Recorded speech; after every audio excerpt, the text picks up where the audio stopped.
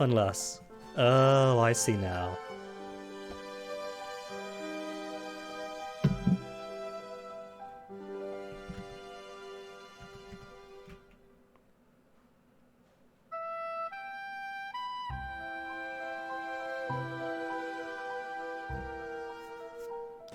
Finally got Comcasted.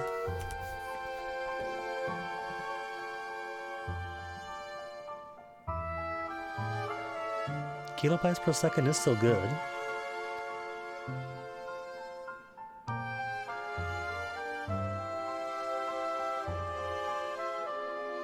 Session, 48 seconds long.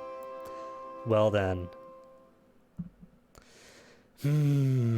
Thanks, Comcast. But congrats to Wither. Who else ranked? Everybody ranked. Cool.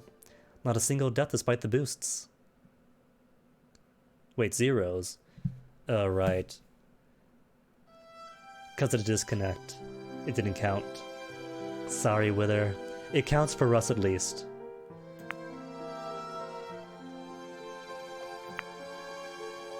So, online now?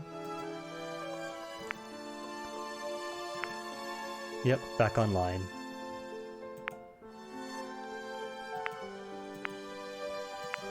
Did that already.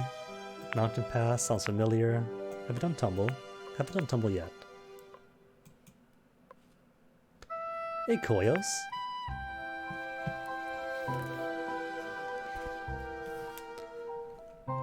So, 2 minutes for your plays, but in case you all missed it, what had happened is that the Great Glass Elevator and the capsule they were towing and all the canids had entered Earth's atmosphere and are all burning up. Well, the capsule's fine and the elevator's fine, but the canids are toast. Have no fears, dear lady, answered Mr. Wonka. My elevator is air-conditioned, ventilated, air-rated, and automated every possible way. We're going to be all right now. I haven't the faintest idea of what's been going on, said Mrs. Bucket, making one of her rare speeches. But whatever it is, I don't like it. Aren't you enjoying it, Mother? Charlie asked her. No, she said, I'm not, nor is your father. What a great sight it is, said Mr. Wonka. Just look at the Earth down there, Charlie, getting bigger and bigger. I'm going to meet it at 2,000 miles an hour, groaned Grandma Georgina. How are you going to slow down, for heaven's sake? You didn't think of that, did you? What, nobody's joining? What? Nuh-uh. Nuh-uh. Nobody in?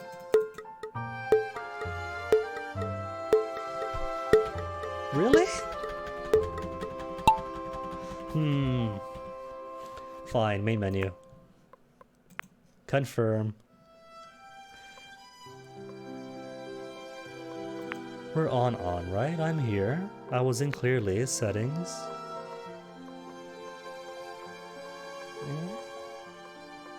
I'm here, so I'm online. Okay, what about if I quit and come back in? Just to make sure. Yeah, restart. Restarts fix everything.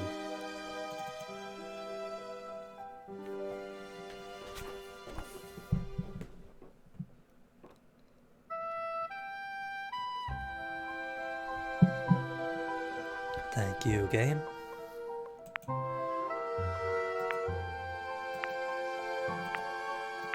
It's always the same one. Fine then.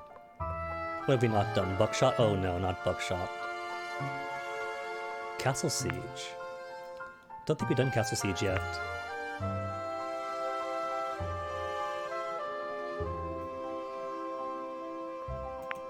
There you go, now everybody's in. Now where were they? He's got parachutes, Charlie told her. I bet he's got great big parachutes that open up just before we hit. Parachutes, said Mr. Wonka with contempt. Parachutes are only for astronauts and sissies. And anyway, we don't want to slow down, we want to speed up. I've told you already we've got to be going at an absolutely tremendous speed when we hit. Otherwise, we'll never punch your way through the roof of the chocolate factory. How about the transport capsule? Charlie asked anxiously. We'll be letting them go in a few seconds now, Mr. Wonka answered. They do have parachutes, 3 of them, to slow them down on the last bit. How do you know we won't land in the Pacific Ocean? Said Grandma Josephine. I don't, said Mr. Wonka. But we all know how to swim, do we not? This man, shouted Grandma Josephine, is crazy as a crumpet. He's as cracked as a crayfish, cried Grandma Georgina. Down and down plunged a great glass elevator. Nearer and nearer came the earth below. Oceans and continents rushed up to meet them, getting bigger every second. Grandpa Joe, sir, throw out the rope, let it go, ordered Mr. Wonka. They'll be all right now, so long as their parachutes are working. Rope gone, called Grandpa George. And the huge transport capsule, and so now, began to swing away to one side. Charlie waved at the 3 astronauts at the front window. None of them waved back. They were still sitting there in a kind of shocked daze, gaping at the old ladies and the old men, and the small boy floating about in the glass elevator. It won't be long now, said Mr. Wonka, reaching for a row of tiny pale blue buttons in one corner. We shall soon know whether we are alive or dead. Keep very quiet, please, for this final bit. I have to concentrate awfully hard, otherwise we'll come down in the wrong place.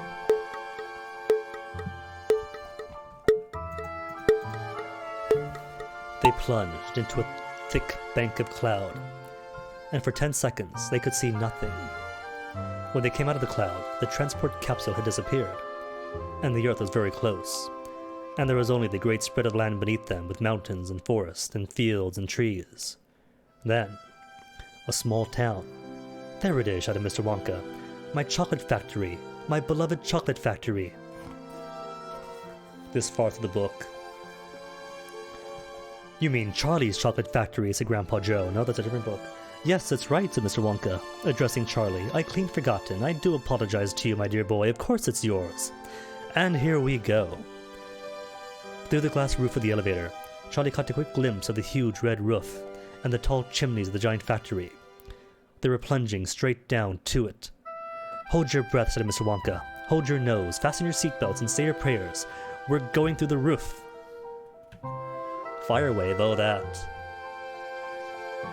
It does feel a bit Mario Kart-ish. The requisite Bowser Castle course. I'm sure you guys can jump. Exclamation mark jump. Chapter 12. Back to the Chocolate Factory.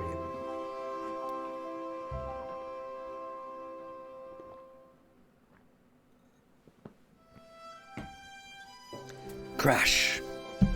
And then a noise of splintering wood and broken glass in absolute darkness, and the most awful crunching sounds as the elevator rushed on, smashing everything before it.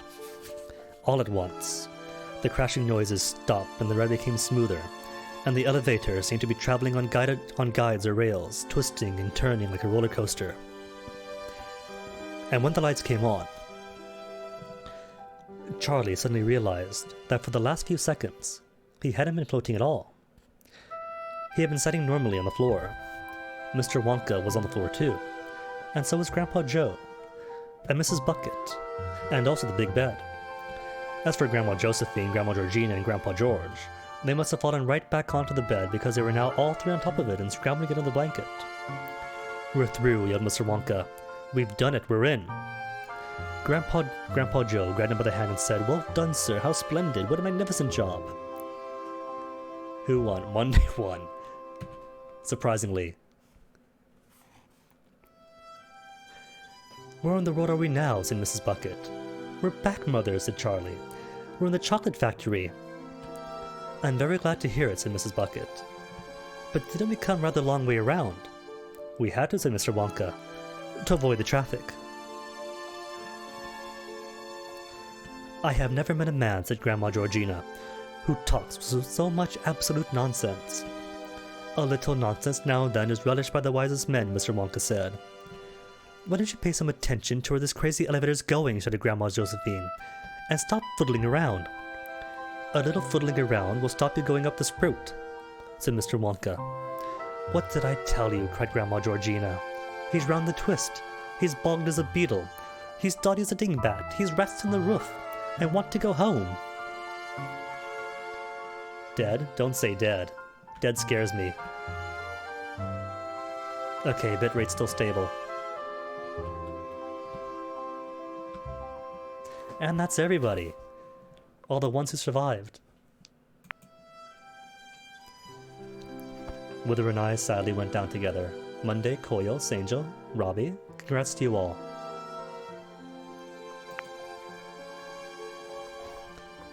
What haven't we done? Since random's not so random. Few will survive, too. I like the sound of that. 2 minutes, you know the drill.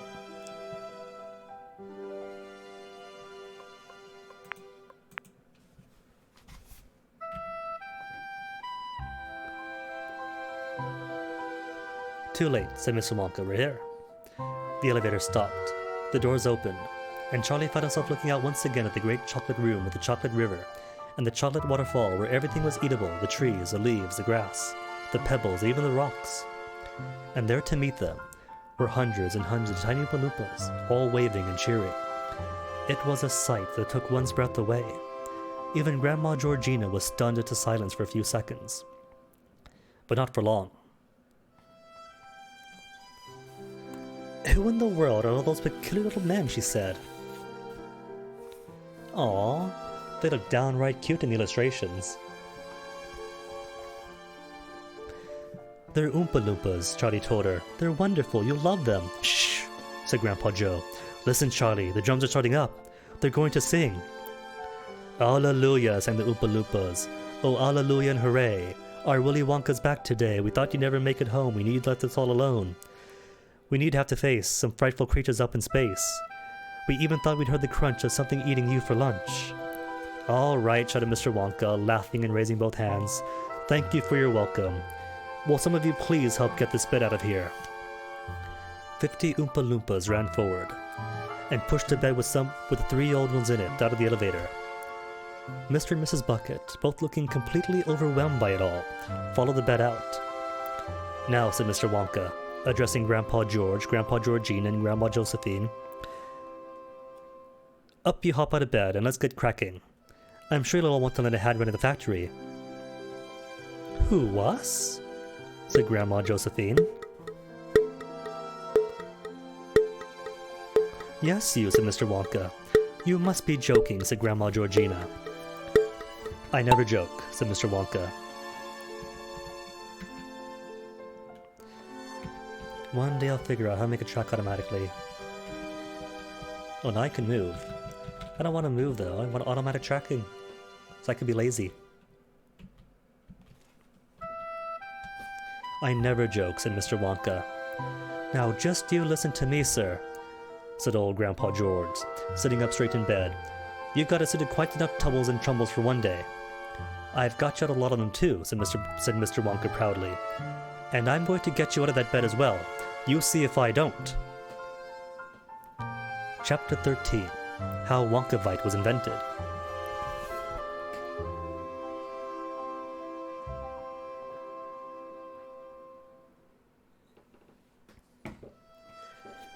I have not been out of this bed in 20 years, and I'm not getting out now for anybody, said Grandma Josephine firmly. Nor me, said Grandma Georgina. You were out of it just now, every one of you, said Mr. Wonka. That was floating, said Grandpa George. You couldn't help it. We'd never put our feet on the ground, said Grandma Josephine. Try it, said Mr. Wonka. You might surprise yourself. Go on, Josie, said Grandpa Joe. Give it a try. I did. It was easy. We're perfectly comfortable where we are, thank you very much, said Grandma Josephine. Mr. Wonka sighed and shook his head very slowly, and very sadly. Oh well, he said, so that's that. He laid his head to one side and gazed thoughtfully at the 3 old people in the bed. And Charlie. Koyos, congrats. What, did we all die? Everyone but Koyos. It feels like it's auto-populating the second one's out. Like just summarizing them rather than waiting. Well, congrats, Koyos. Rip everybody else.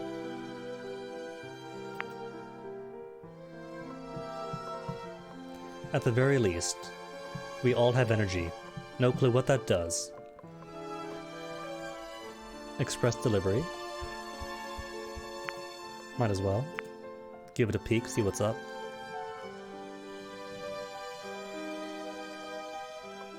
Dang, Coil sells quick. Angel, too.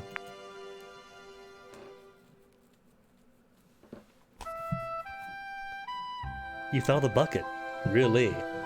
Well, a bounce is a bounce. Like Angel says, if you hit, you hit.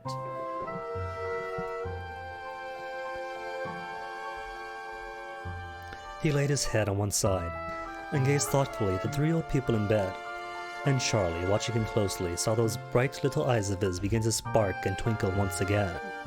Haha, thought Charlie. What's coming now? So, in the Gene Wilder movie, he's kind of an eccentric businessman. And in the Johnny Depp movie, he's a bit of a nutjob. But here, he's kind of like his own Mephistopheles. Not quite Mephistopheles, more like just some tame demon. I suppose, said Mr. Wonka, placing the tip of one finger on the point of his nose and pressing gently. I suppose, because this is a very special case, I suppose I could spare you just a tiny little bit of... He stopped and shook his head. Where's the names? There's the names. Urge to dance? Well, by all means, Robbie. If you gotta dance, you gotta dance. A tiny little bit of what? Said Grandma Josephine sharply. No, said Mr. Wonka, it's pointless.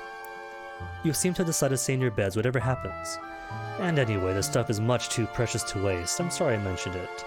He started to walk away. Hey, shouted Grandma Georgina.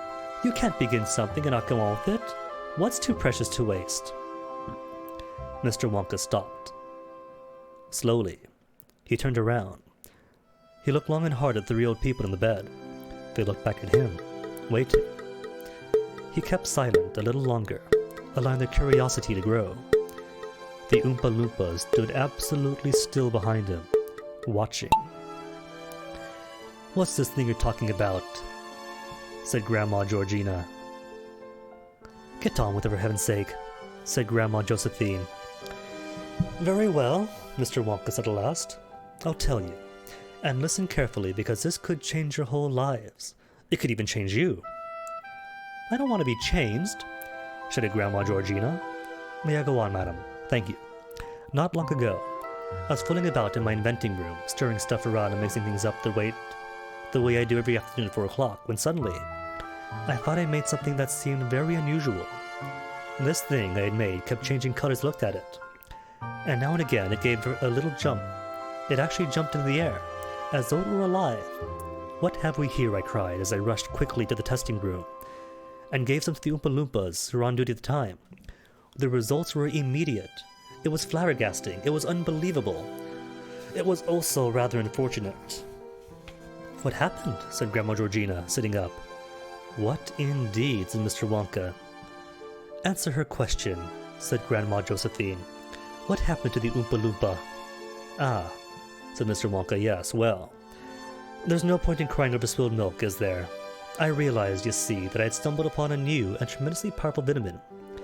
And I also knew that if I could only make it safe, if only I could stop it doing to others what it did to that Oompa Loompa.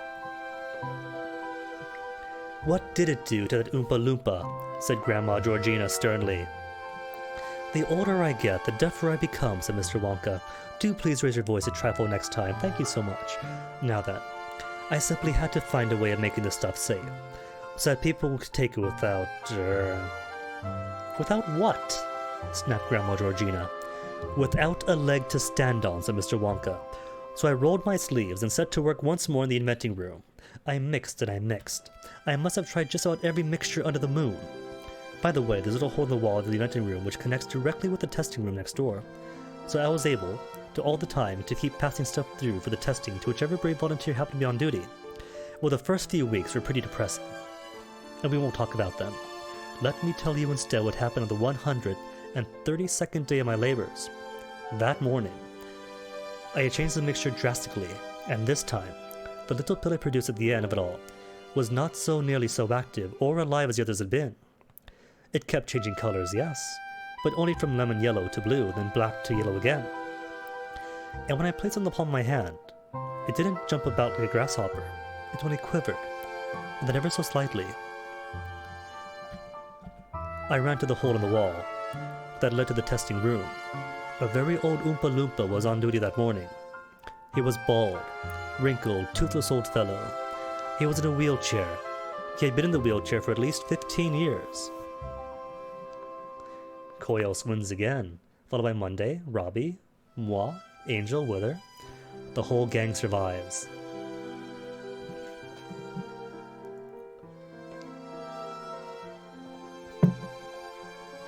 Though Monday, I can't help but notice winning points-wise. 23. When only what? Barely half the rest of us are in the double digits. That luck is no joke, is it? Fear of heights? Now that's exciting. Or shattered dreams. Heights or dreams? You know what, let's do both. Dreams first, then heights.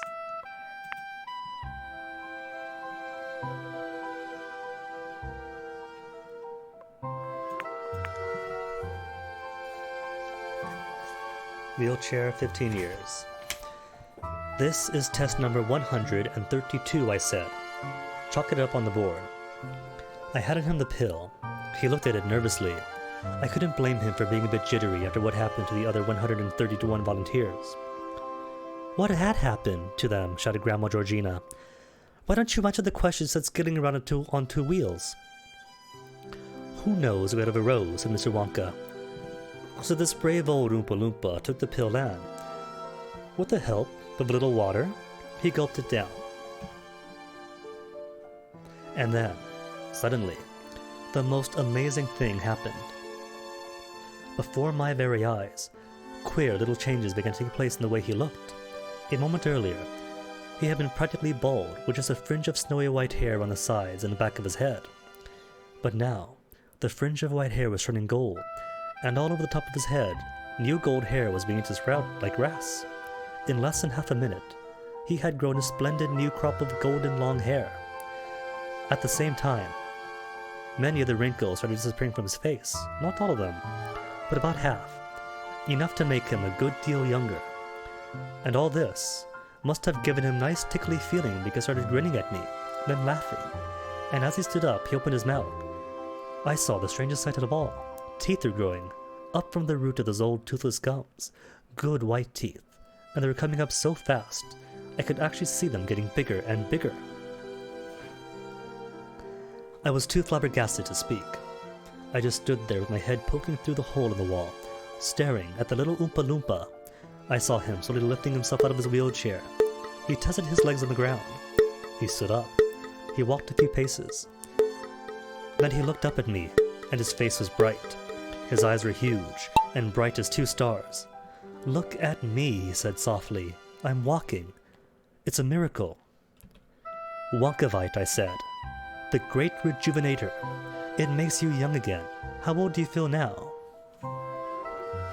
Crab Boy, welcome back.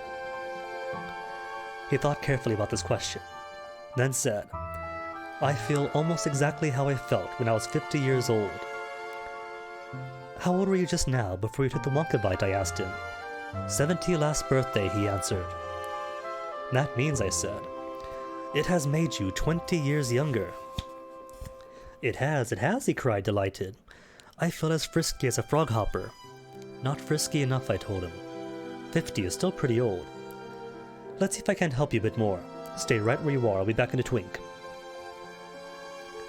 Lude, Wonka, Lude. I ran to my workbench and began to make one more pill of Wonkavite using exactly the same mixture as before. Swallow this, I said, passing the second pill through the hatch. There was no hesitating this time. Eagerly, he popped into his mouth and chased it down with a drink of water. And behold, within half a minute, another 20 years had fallen away from his face and body, and he was now a slim and sprightly young Oompa Loompa of 30. He gave a whoop of joy and started dancing around the room, leaping high in the air and coming down on his toes. Are you happy? I asked him. I'm ecstatic, he cried, jumping up and down. I'm happy as a horse in a hayfield. He ran out of the testing room to show himself off to his family and friends. Thus was Wonkavite invented, said Mr. Wonka. Dang, Crab Boy, back already. Or back and already taking first place. Then again, at the expense of everybody else's lives, but Angel. But congrats all the same. And thus, was it made safe to use for all. Why don't you use it yourself then? Said Grandma Georgina. You told Charlie you were getting too old to run the factory. So why don't you take just a couple of pills and get 40 years younger? Tell me that. Anyone could ask questions to Mr. Wonka. It's the answers that count. Now then, if the three of you in bed would just care to try a dose. Just 1 minute, said Grandma Josephine, sitting up straight. First, I'd like to take a look at the 71-year-old Oompa Loompa who's now back to 30. Well, congrats to the survivors. Crabboy, Angel, avenge our deaths. That was Witch Match, Shattered Dreams, right? So Fear of Heights next. Ooh, Rusty Remnants was cool too.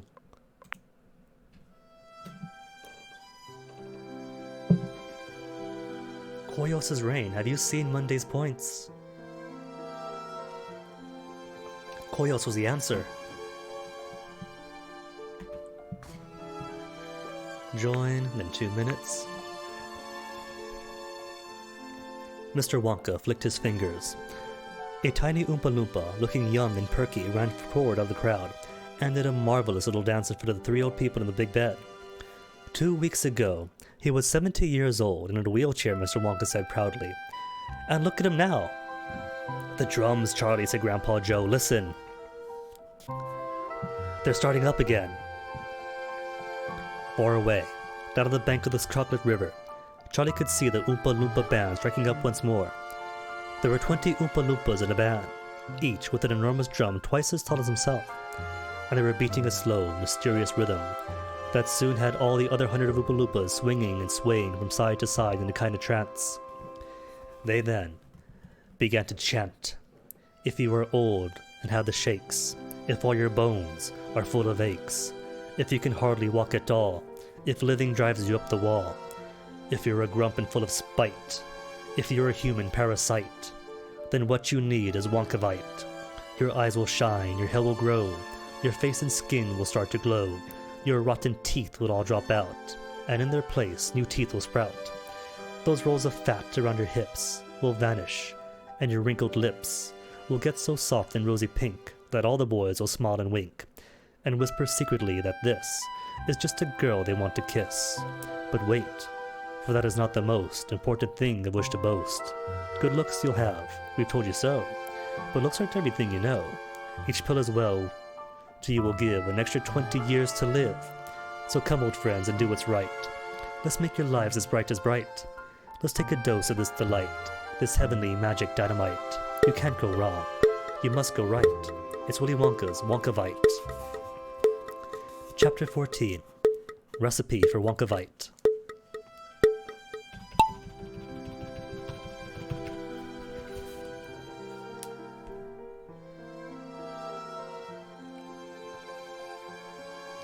Koyos already has the hops.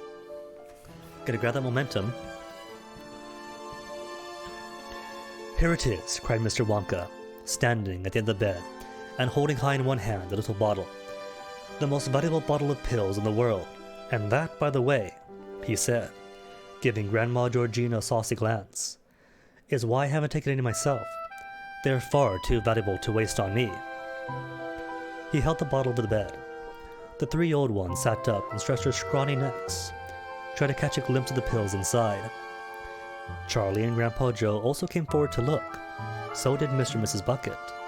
The label read, Wonkavite. Each pill make you younger by exactly 20 years. Caution, do not take more than the amount recommended by Mr. Wonka. They could all see the pills through the glass. They were brilliant yellow, shimmering and quivering inside the bottle. Vibrating is perhaps a better word. They were vibrating so rapidly that each pill became a blur, and you couldn't see its shape. You could only see its color. You got the impression that there was something very small but incredibly powerful, something not quite of this world, locked up inside them and fighting to get out. Their wiggling said Grandma Georgina. I don't like things that wiggle. How do we know they won't go on wiggling inside of us after we swallowed them? Like those Mexican jumping beans of Charlie's I swallowed a couple years ago. You remember that, Charlie? I told you not to eat them, Grandma. They went on jumping about inside of me for a month, said Grandma Georgina. I couldn't sit still. If I'm going to eat one of those pills, I jolly well want to know what's in it first, said Grandma Josephine. I don't blame you, said Mr. Wonka. But the recipe is extremely complicated. Wait a minute, I've got it written down somewhere. He started digging around the pockets of his coattails. I know it's in here somewhere, he said. I can't have lost it.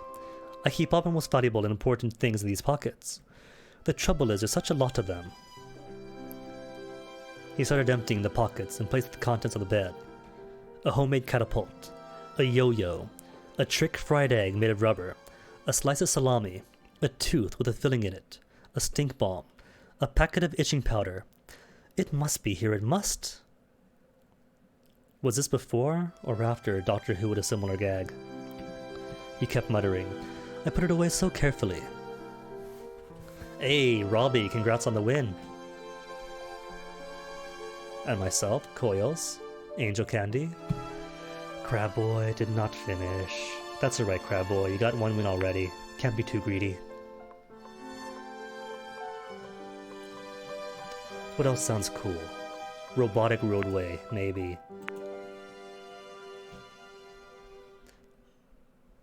Back to the grindstone. I wonder, Coils, if there's any correlation between first in and first out. Or probably not, just all just physics and randomness. Ah, here it is. He unfolded a crumpled piece of paper, smoothed it out, held it up, and began to read as follows. Recipe for making Wonkavite. Take a block of the finest chocolate weighing 1 ton, or 20 sackfuls of broken chocolate, whichever's the easier. Place the chocolate in very large cauldron and melt over red-hot furnace. When melted, lower the heat slightly so as to not burn the chocolate but keep it boiling. Now add the following, in precisely the order given, stirring well at the time and allowing each item to dissolve before adding the rest. The hoof of a manticore, the trunk and suitcase of an elephant, the yolks of 3 eggs from a wiffle bird, a wart from a warthog, the horn of a cow, it must be a loud horn, the front tail of a cockatrice. Dahl, rude. I'd expect that from Shel Silverstein. 6 ounces of spruce from a young slime scraper, 2 hares, and 1 rabbit, from the head of the hippocampus. The beak of a red-breasted bulbatross, a corn from the toe of a unicorn. A corn, got that already, 4 tentacles of quadrupus, the hip and the poe and the pot of a hippopotamus, the snout of a froghopper, a mole from a mole, the hide and the seek from a spotted wang-doodle, the whittles of 12 eggs from a tree squeak, the 3 feet of a snozwanger. If you can't get 3 feet, 1 yard will do. The square root of a South American abacus, the fang of a viper, it must be a vintascreen viper, the chest and the drawers of a wild grout. When all the above are thoroughly dissolved, boil for further 27 days, but do not stir. At the end of this time, a liquid will be evaporated. Will have evaporated, and there will be left in the bottom of the cauldron only a hard brown lump about the size of a football. Break this up with a hammer, and in the very center of it, you will find a small round pill. This pill is Wonkavite. See, Koyos, first in the game, and now right out in front. Except no, now it's Wither, or Crab Boy, or Robbie.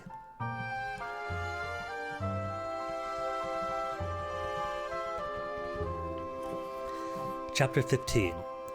Goodbye, Georgina. When Mr. Wonka had finished reading the recipe, he carefully folded the paper and put it back into his pocket. A very, very complicated mixture, he said. So can you wonder it took me so long to get it right? He held the bottle up high and gave it a little shake, and the pills rattled loudly inside it, Wither, thanks to the sound effects. Like glass beads. Now, sir, he said, offering the bottle to Grandpa George. Will you take 1 pill or 2? Oh, you don't know. Humans are all about pattern recognition, whether real patterns or not. Will you so solemnly swear, said Grandpa George, that it will do what you say? What you say it will, and nothing else. Mr. Wonka placed his free hand on his heart. I swear it, he said. Charlie edged forward. Grandpa Joe came close with him. The two of them always stayed close together. Please excuse me for asking, Charlie said. But are you absolutely sure you've got it quite right? Whatever makes you ask a funny question like that, said Mr. Wonka. I was thinking the gum you gave to Violet Beauregard, said Charlie. So that's what's bothering you, cried Mr. Wonka. But don't you understand, my dear boy, that I never did give that gum to Violet. She snatched it without permission, and I shouted, stop, don't, spit it out. But the silly girl took no notice of me. Now Wonkavite is altogether different. I am offering these pills to your grandparents. I am recommending them.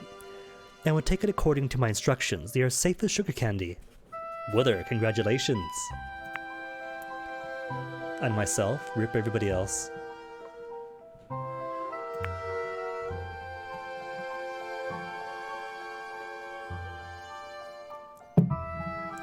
Taking flight? Curious name that. As long as it's not the bullseye at the end, then it might be fun. And these are low percentages. Did really so few play? But then again, there was just an update. Let's try flying. Not dying would be nice, Robbie. I highly recommend not dying.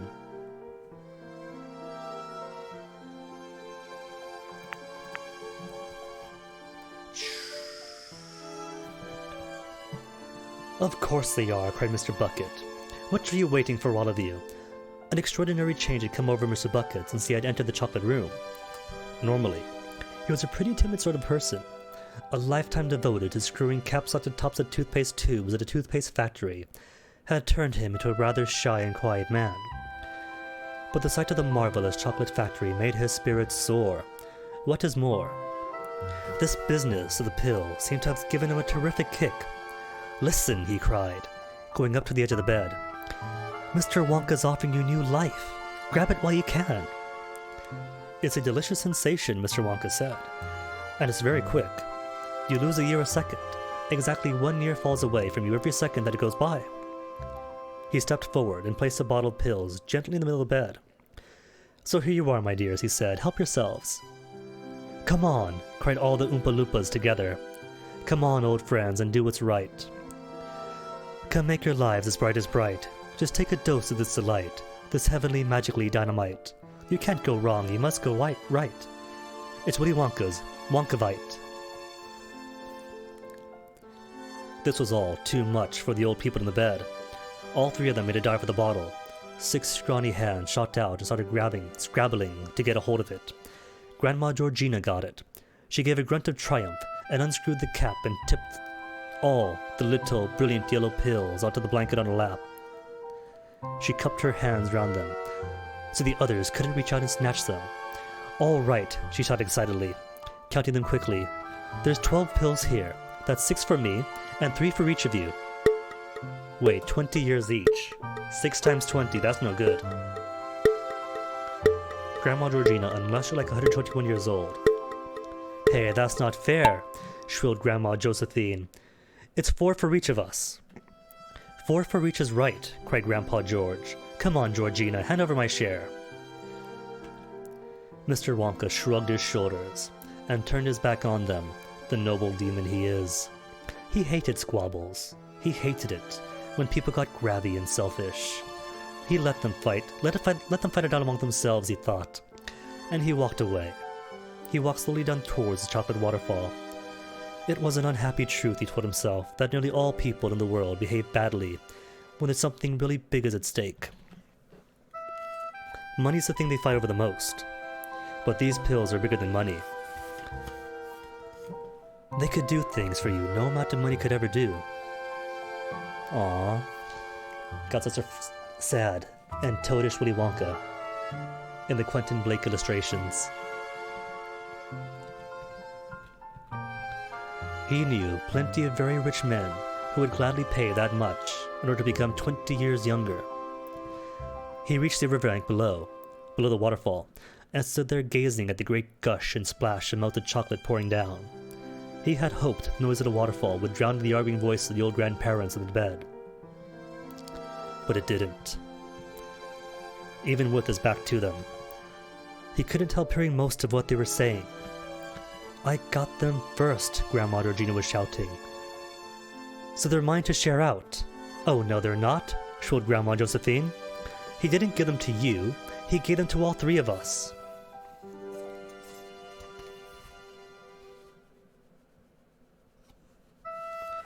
"I want my share, and no one's going to stop me getting it," yelled Grandpa George. "Hey, Robbie won." "Congrats, Robbie, Coils, me, Angel. Condolences to Wither, Monday, Crabboy." Who's leading right now? 24 points on Monday, of course, followed by 14 on Robbie, 12 on me, the 9 for Angel, 8 for Coils, despite just coming in, wow. And Crabboy. With a noble 6, it's a good 6. Well, that was flight, now the landing.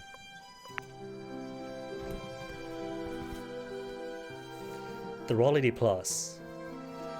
So 3 pills, for the other 3 we'll make them like 20-ish, 60 and 80.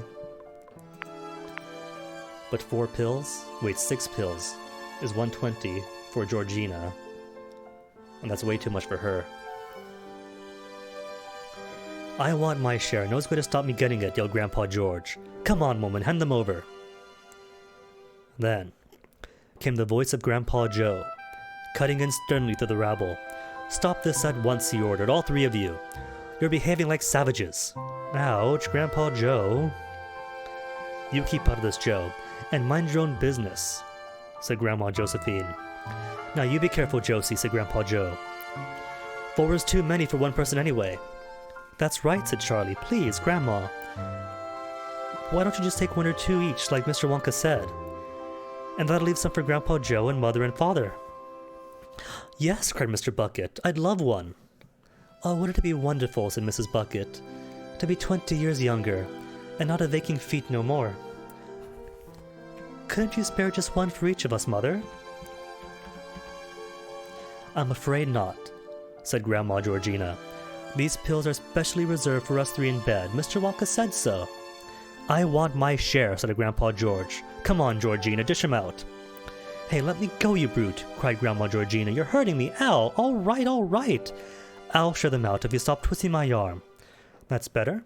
Here's 4 for Josephine, 4 for George, and 4 for me. That's still 80 years each." "Good," said Grandpa George. "Now who's got some water?" Without looking around, Mr. Wonka knew that the 3 Oompa Loompas would be running out to the bed with 3 glasses of water. Oompa Loompas were always ready to help. There was a brief pause, and then, "Well, here goes," cried Grandpa George. "Young and beautiful, that's what I'll be," shouted Grandma Josephine. "Farewell, old age," cried Grandma Georgina. "All together now, down the hatch." Then there was silence. Mr. Wonka was itching to turn around and look, but he forced himself to wait. Out of the corner of one eye, he could see a group of Oompa Loompas all motionless, their eyes fixed intently in the direction of the big bed over by the elevator. Then Charlie's voice broke the silence. "Aw, Monday, sorry. Gotta give others a chance to catch up, I guess." "Wow," he was shouting. "Just look at that, it's incredible." "I can't believe it," Grandpa Joe was yelling. "They're getting younger and younger. They really are. Just look at Grandpa George's hair." "And his teeth," cried Charlie. "Hey, Grandpa, you're getting lovely white teeth all over again." "Mother," shouted Mrs. Bucket to Grandma Georgina. "Oh, Mother, you're beautiful. You're so young. And just look at Dad," she went on, pointing at Grandpa George. "Isn't he handsome?" "What's it feel like, Josie?" asked Grandpa Joe excitedly. "Tell us what it feels like to be back to 30 again." "Wait a minute, you look younger than 30. You can't be a day more than 20 now." "Well, that's enough, isn't it?" I should stop there if I were you. 20's quite young enough. Mr. Wonka shook his head sadly and passed a hand over his eyes. Had you been standing very close to him, you would have heard him muttering very softly under his breath, "Oh, dearie, dearie me, here we go again." "Mother!" cried Mrs. Bucket. And now there's a shrill note of alarm in her voice. "Why don't you stop, Mother? You're going too far. You're when you're 20. You can't be more than 15. You're 10. You're getting smaller, Mother." "Josie," shouted Grandpa Joe. "Hey, Josie." "Don't do it, Josie. You're shrinking. You're a little girl. Stop her, somebody, quick." "They're all going too far," cried Charlie. "They took too much," said Mr. Bucket. "Mother's shrinking faster than any of them," Mother's shrinking faster than any of them, wailed Mrs. Bucket. "Mother, can't you hear me? Mother, can't you stop?" "My heavens, isn't it quick?" said Mr. Bucket, who seemed to be the only one enjoying it. "It really is a year a second."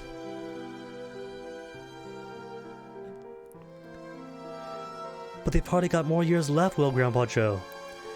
"Mother's no more than 4 now," Mrs. Bucket cried out. "She's 3, 2, 1, gracious me! What's happening to her? Where was she gone? Mother, Georgina? Where are you? Mr. Wonka, come quickly, come here, Mr. Wonka. Something frightful's happened. Something's gone wrong. My old mother's disappeared." And Angel wins. Angel, Crabboy, Guinea. Is it just us 3? And Koyos. Didn't see him bouncing around. Aww, everyone but Robbie that time, but that's alright. Of the participants, Robbie still leads by points. But congrats, Angel.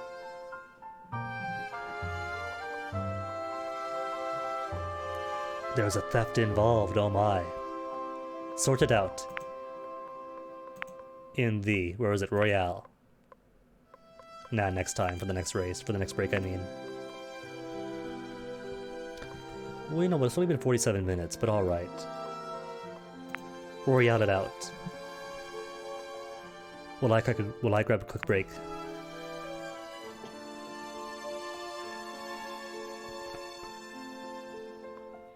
I think I recognize this map. Alright, give me a minute, be right back.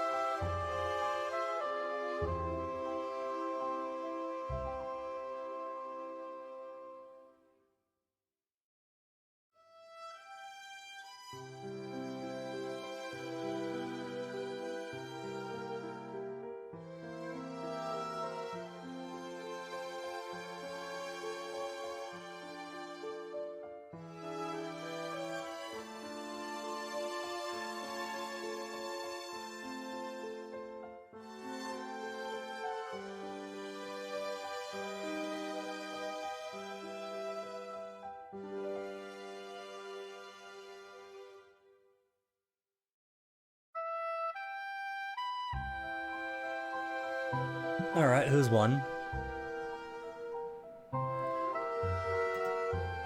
Oh, Angel, congratulations! Who why'd you kill? Eliminated. All the rest. Sorry. Such is the way. 11 energy earned by Robbie, though. Congrats. Though the energy system eludes me. Oh no. I'm down to 39 myself, the first sub 40.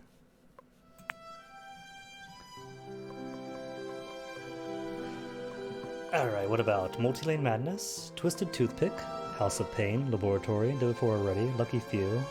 I thought we did that one. Or was that pre-update? Shattered Dreams? Didn't I do Shattered Dreams? I feel like I did.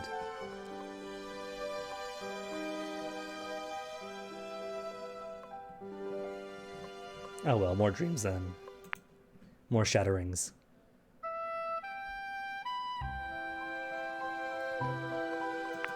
Dang, hop right in, the both of you. 2 minutes, get him in. Where were we? Alright. Mr. Wonka sighed and turned around and walked slowly and quite calmly back towards the bed. Where is my mother? Bawled Mrs. Bucket. Look at Josephine, cried Grandpa Joe. Just look at her, I asked you. Look at them indeed, they're all wee bairns. Mr. Wonka looked first at Grandma Josephine. She was sitting in the little huge bed, bawling her head off. Wah, wah, wah, she said. Wah, wah, wah, wah, wah. Had to get each and every wah in. She's a screaming baby, cried Grandpa Joe. I've got a screaming baby for a wife. The other one's Grandpa George, Mr. Bucket said, smiling happily. The slightly bigger one there is crawling around. He's my wife's father. That's right, he's my father, wailed Mrs. Bucket. And where's Georgina, my old mother? She's vanished. She's nowhere. Mr. Wonka, she's absolutely nowhere. I saw her getting smaller and smaller. And in the end, she got so small she just disappeared in thin air. What I want to know is where she's gone to. And how in the world are we going to get her back? Ladies and gentlemen, said Mr. Wonka, coming up close and raising both his hands for silence. Please, I beg of you, do not ruffle yourselves. There is nothing to worry about. You call it nothing, cried poor Mrs. Bucket. Well, my old mother's gone down the drain and my father's a howling baby. A lovely baby, said Mr. Wonka. I quite agree, said Mr. Bucket. What about my Josie, said Grandpa Joe. What about her, said Mr. Wonka. Well, a great improvement, sir, said Mr. Wonka. Don't you agree? Oh, yes, said Grandpa Joe. I mean, no! What am I saying? She's a howling baby. But in perfect health, said Mr. Wonka. May I ask you, sir, how many pills she took? 4, said Grandpa Joe glumly. They all took 4. Mr. Wonka made a wheezing noise in his throat, and a look of great sorrow came over his face.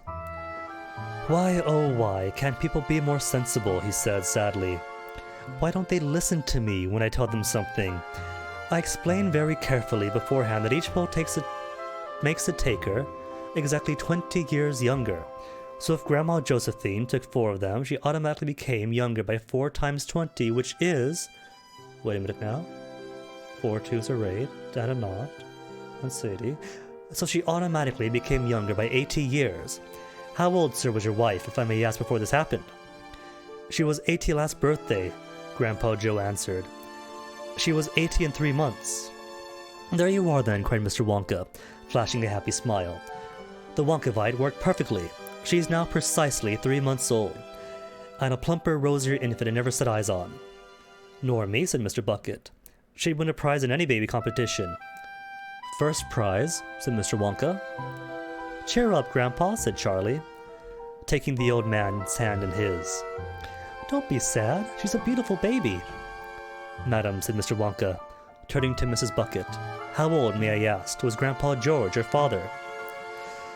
81, wailed Mrs. Bucket. He was 81 exactly. Which makes him a great big bouncing 1-year-old boy now, said Mr. Wonka happily. How splendid, said Mr. Bucket to his wife. You'll be the first person in the world to change her father's nappies. Nah, she wouldn't be. He can change his own rotten nappies, said Mrs. Bucket. What I want to know is where's my mother? Where's Grandma Georgina? Aha, said Mr. Wonka. Oh, yes indeed. Where has Georgina gone? Miracoyos is gone, right to first place. At the expense of all the rest of us. And energy for all. Hey, 16 energy for me.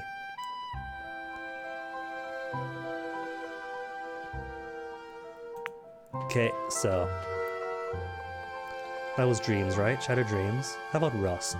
Or express delivery? Purgatory, done already. Why aren't you maroon? Unless there's 2 purgatories. No? Mountain Minglevan. Who doesn't love mountains?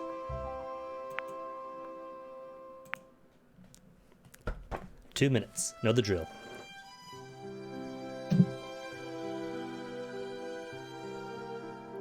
Ah, sorry, Monday. Koyo's beat you in, it looks like. Unless... nope, just the 2 of us.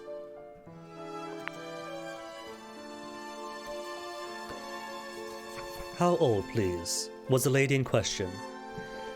78, Mrs. Bucket told him. Well, of course, laughed Mr. Wonka. That explains it. Explains what? Snapped Mrs. Bucket. My dear madam, said Mr. Wonka, if she was only 78, and she took enough Wonkavite to make her 80 years younger, then naturally she's vanished. She's bitten off more than she could chew. She's taken off more years than she had. Explain yourself, said Mrs. Bucket. Simple arithmetic, said Mr. Wonka. Subtract 80 from 78, and what do you get? -2, said Charlie. Hooray, said Mr. Bucket. My mother-in-law is -2 years old. Impossible, said Mrs. Bucket. It's true, said Mr. Wonka. And where is she now, may I ask, said Mr. Bucket. That is a good question, said Mr. Wonka. A very good question. Yes, indeed. Where is she now? You don't have the foggiest idea, do you? Of course I do, said Mr. Wonka. I know exactly where she is. Then tell me. You must try to understand, said Mr. Wonka, that if she is now -2, then she's got to add 2 more years before she can start again from naught. She's got to wait it out. Where does she wait? Said Mrs. Bucket. In the waiting room, of course, said Mr. Wonka. Boom, boom, said the drums of the Oompa Loompa band. Boom, boom, boom, boom. And all the Oompa Loompas, all the hundreds of them standing there in the chocolate room, began to sway and hop and dance to the rhythmic music. Attention please, they sang. Attention please, attention please. Don't dare talk, don't dare to sneeze. Don't doze or daydream, stay awake. Your health, your very lives at stake. Ho-ho, you say, they can't mean me. Ha-ha, we answer, wait and see. Did any of you ever meet a child called Goldie Pinklesweet, who on her 7th birthday went to stay with Granny down in Kent? At lunchtime on the 2nd day of dearest little Goldie's stay, Granny announced, I'm going down to do some shopping in the town. Do you know why Granny didn't tell the child to come along as well? She's going to the nearest inn to buy herself a double gin. Oh no, it just keeps on going. Is this the rest of the chapter? The Oompa Loompa song. It is the rest of the chapter. So out she creeps, she shuts the door, and Goldie, after making sure that she really is all by herself, goes quickly to the medicine shelf. And there, her little greedy eyes sees pills of every shape and size. Such fascinating colors too, some green, some pink, some brown, some blue. Alright, she says, let's try the brown. She takes one pill and gulps it down. Yum yum, she cries, hooray, what fun. They're chocolate coated, every one. She gobbles 5, she gobbles 10. She stops her gobbling only when the last pill's gone, there are no more. Slowly she rises from the floor. She stops, she hiccups, dear oh dear. She starts to feel a trifle queer. Well, she's in good company then. You see, how could young Goldie know, for nobody had told her so, that grandma, her old relation, suffered from a frightful constipation. This meant that every night she'd give herself a powerful laxative, and all the medicines she'd bought were naturally of the sort. The pink and red and blue and green were all extremely strong and mean, but far more fierce and meaner still was Granny's little chocolate pill. Its blast effect was quite uncanny. It used to shake up even Granny. In point of fact, she did not dare to use more than twice a year. So can you wonder little Goldie began to feel a little moldy. Inside her tummy something stirred, a funny gurgling sound was heard, and then, oh dear, from deep within, the ghastly rumbly sounds begin. They rumblate and roar and boom, they bounce and echo around the room. The floorboards shake, and from the wall some bits of paint and plaster fall. Explosion, whittles, awful bangs were followed by the loudest clangs. A man next door was heard to say a thunderstorm is on the way. But on and on the rumbling goes. A window cracks, a lamp bulb blows. Young Goldie clutched herself and cried, "There's something wrong with my insides." This was, we very greatly fear, the understatement of the year. For would any child feel crummy with loud explosions in their tummy? Granny, at 2:30 come in, weaving a little from the gin. But even she so quickly saw the empty bottle on the floor. "My precious laxative," she cried. "I don't feel well," the girl replied. Angrily, Grandma shook her head. "I'm really not surprised," she said. "Why can't you leave my pills alone?" With that she grabbed the telephone and shouted, "Listen, set us quick, an ambulance, the child is sick. It's number 50, Frontwell Road. Come fast, I think she might explode." We're sure you don't wish to hear about the hospital and where they did lots of horrid things with stomach pumps and rubber things. Let's answer what you might want to know. Did Goldie live? Or did she go? The doctors gathered round her bed. "There's really not much hope," they said. "She's going gone," they cried. "She's had her chips. She's dead, she's dead." "I'm not so sure," the child replied. And all at once she opened wide her great big bluish eyes inside, and gave the anxious docs a wink, and said, "I'll be okay, I think." So Goldie lived, and back she went, at first to Granny's place in Kent. Her father came the second day and fetched her in a Chevrolet, and drove her to their home in Dover. Wait, from Kent all the way to Dover. But Goldie's troubles were not over. You see, if someone takes enough of any highly dangerous stuff, one will invariably find some traces of it left behind. It pains us greatly to relate that Goldie suffered from this fate. She'd taken such a massive fill of this unpleasant kind of pill. It got into her blood and bones and messed up all her chromosomes. It made her constantly upset, and she could never really get the beastly stuff to go away.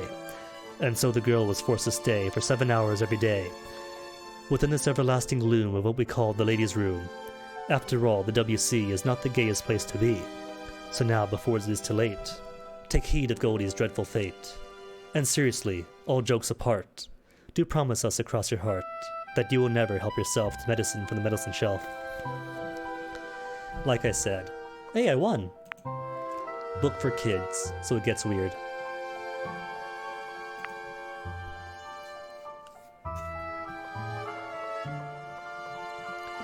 House of Pain? I feel like we've done, you know what? Buckshot I know is no. Space Station? Castle? I feel like we did do some of these that aren't lit up. Give me random then. House of Pain it is.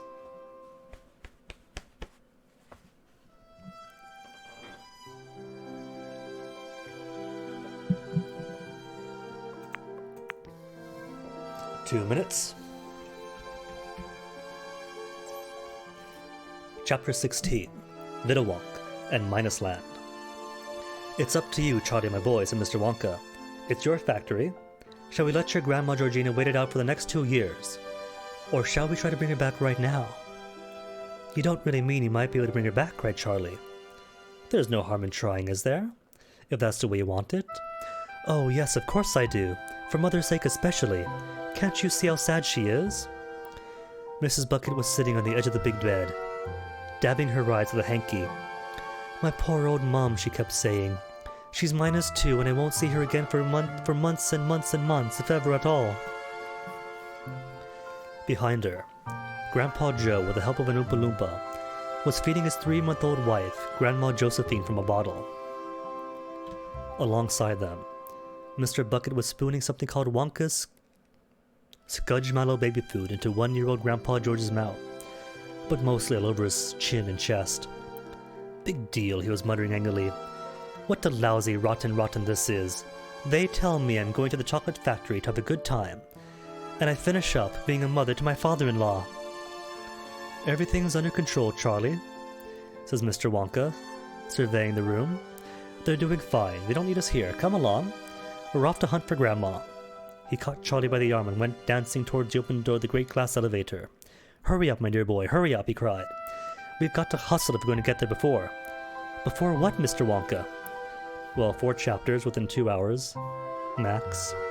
Before she gets subtracted, of course. All minuses are subtracted. Don't you know any arithmetic at all? They're in the elevator now, and Mr. Wonka was searching among the hundreds of buttons for the one he wanted. Here we are, he said, placing his finger delicately upon a tiny ivory button on which it said, Minus Land. And to think, this was 1972, right? So this predates Super Mario 1. The door slid shut, and then, with the fearful whirling sound of the great machine leapt away to the right, Charlie grabbed Mr. Wonka's legs and held on for dear life. Mr. Wonka pulled a jump seat out of the wall and said, Sit down, Charlie, quick, and strap yourself in tight. This journey's going to be rough and choppy. There were straps under the side of the seat, and Charlie buckled himself firmly in. Mr. Wonka pulled out a second seat for himself into the same. We're going a long way down, he said. Oh, such a long way down we are going. The elevator was gathering speed. It twisted and swerved. It swung sharply to the left. Then it went right, and then left again. Then it was heading downwards all the time. Down and down and down. I only hope, said Mr. Wonka, the Oompa Loompas aren't using the elevator today. The other elevator today. What other elevator? Asked Charlie. This one. The one that goes the opposite way on the same track as this. Holy snakes, Mr. Wonka. You mean we might have a collision? I've always been lucky so far, my boy. Hey, take a look out there, quick. Through the window, Charlie caught a glimpse of what seemed like an enormous quarry, with a steep, craggy brown rock face all over the rock face. And all over the rock face, there were hundreds of Oompa Loompas, working with picks and pneumatic drills. Rock candy, said Mr. Wonka. That's the richest deposit of rock candy in the world. The elevator sped on. We're going deeper, Charlie. Deeper and deeper. We're about 200,000 feet down already. Strange sights were flashing by outside. But the elevator was traveling at such terrific speeds that only occasionally was Charlie able to recognize anything at all. Once, he thought he saw in the distance a cluster of tiny houses shaped like upside-down cups. And there were streets in between those houses, and Oompa Loompas walking in the streets. Hey, Guinea, congratulations. And congrats, I guess, to Koyos, Monday, and Angel too.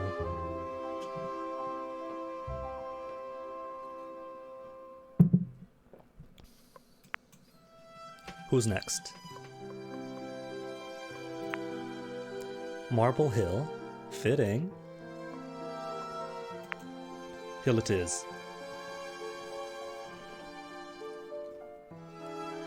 See, it says boost has no effect, but we know it does. Just gotta be the right mode. Another time, as they were passing some sort of vast red plain dotted with things that looked like oil derricks, he saw great spouts of brown liquid spurting out of the ground high into the air. A gusher, cried Mr. Wonka, clapping his hands. A whacking great gusher, how splendid! Just when we needed it. Oh, what? Said Charlie. We've struck chocolate again, my boy.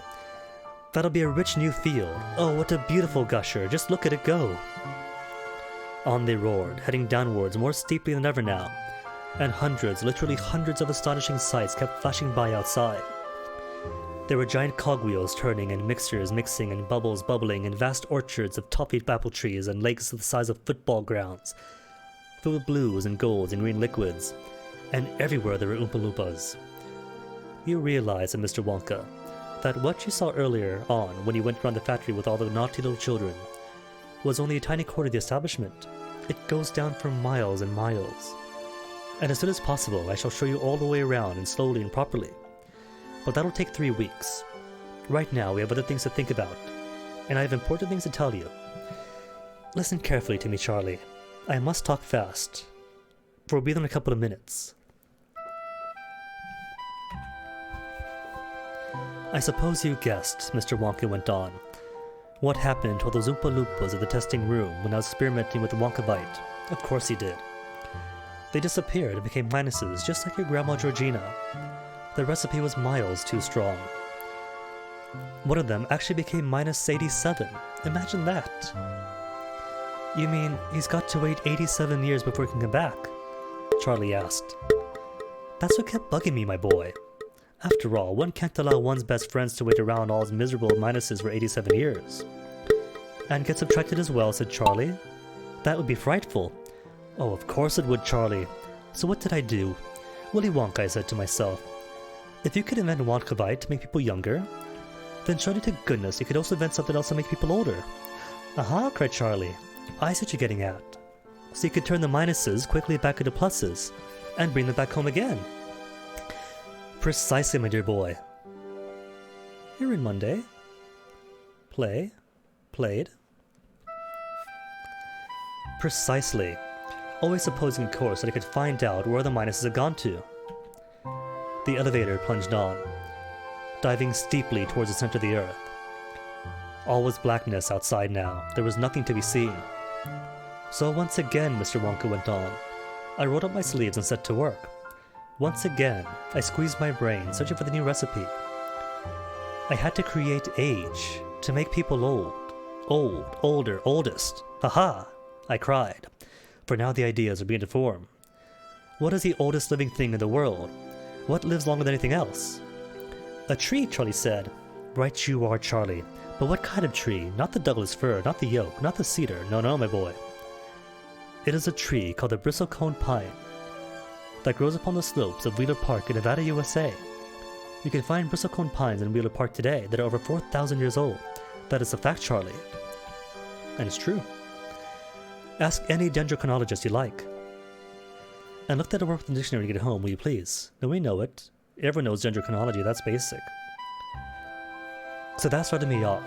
I jumped into the great glass elevator and rushed all the way the world collecting special items from the oldest living things. A pint of sap from a 4,000-year-old bristlecone pine. The toenail clippings from a 168-year-old Russian farmer called Petrovich Gorovich. An egg laid by a 200-year-old tortoise, or I guess tortoise in their language, belonging to the King of Tonga. The tail of a 51-year-old horse in Arabia. The whiskers of a 36-year-old cat called Crumpets, an old flea which had lived on crumpets for 36 years. The tail of a 207-year-old giant rat from Tibet. The black teeth of a 97-year-old Grimalkin living in a cave on Mount Popocatépetl. The knuckle bones of a 700-year-old cataloo from Peru. All over the world, Charlie. I tracked down very old and very ancient animals and took an important little bit of something from each of them. A hair or an eyebrow. Or sometimes it was no more than an ounce or two of jam scraped from between his toes that was sleeping. Hey, Wither, congrats. Lanced yourself right in. Then Coils, Candy. Myself, Rip Monday. Did not Friday.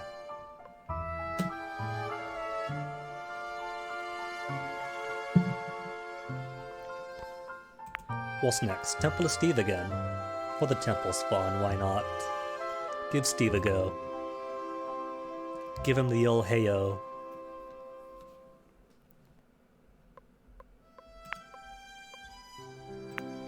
Yeah, 2 minutes is plenty. was tempted to bump it up to 2.5, but 2's fine.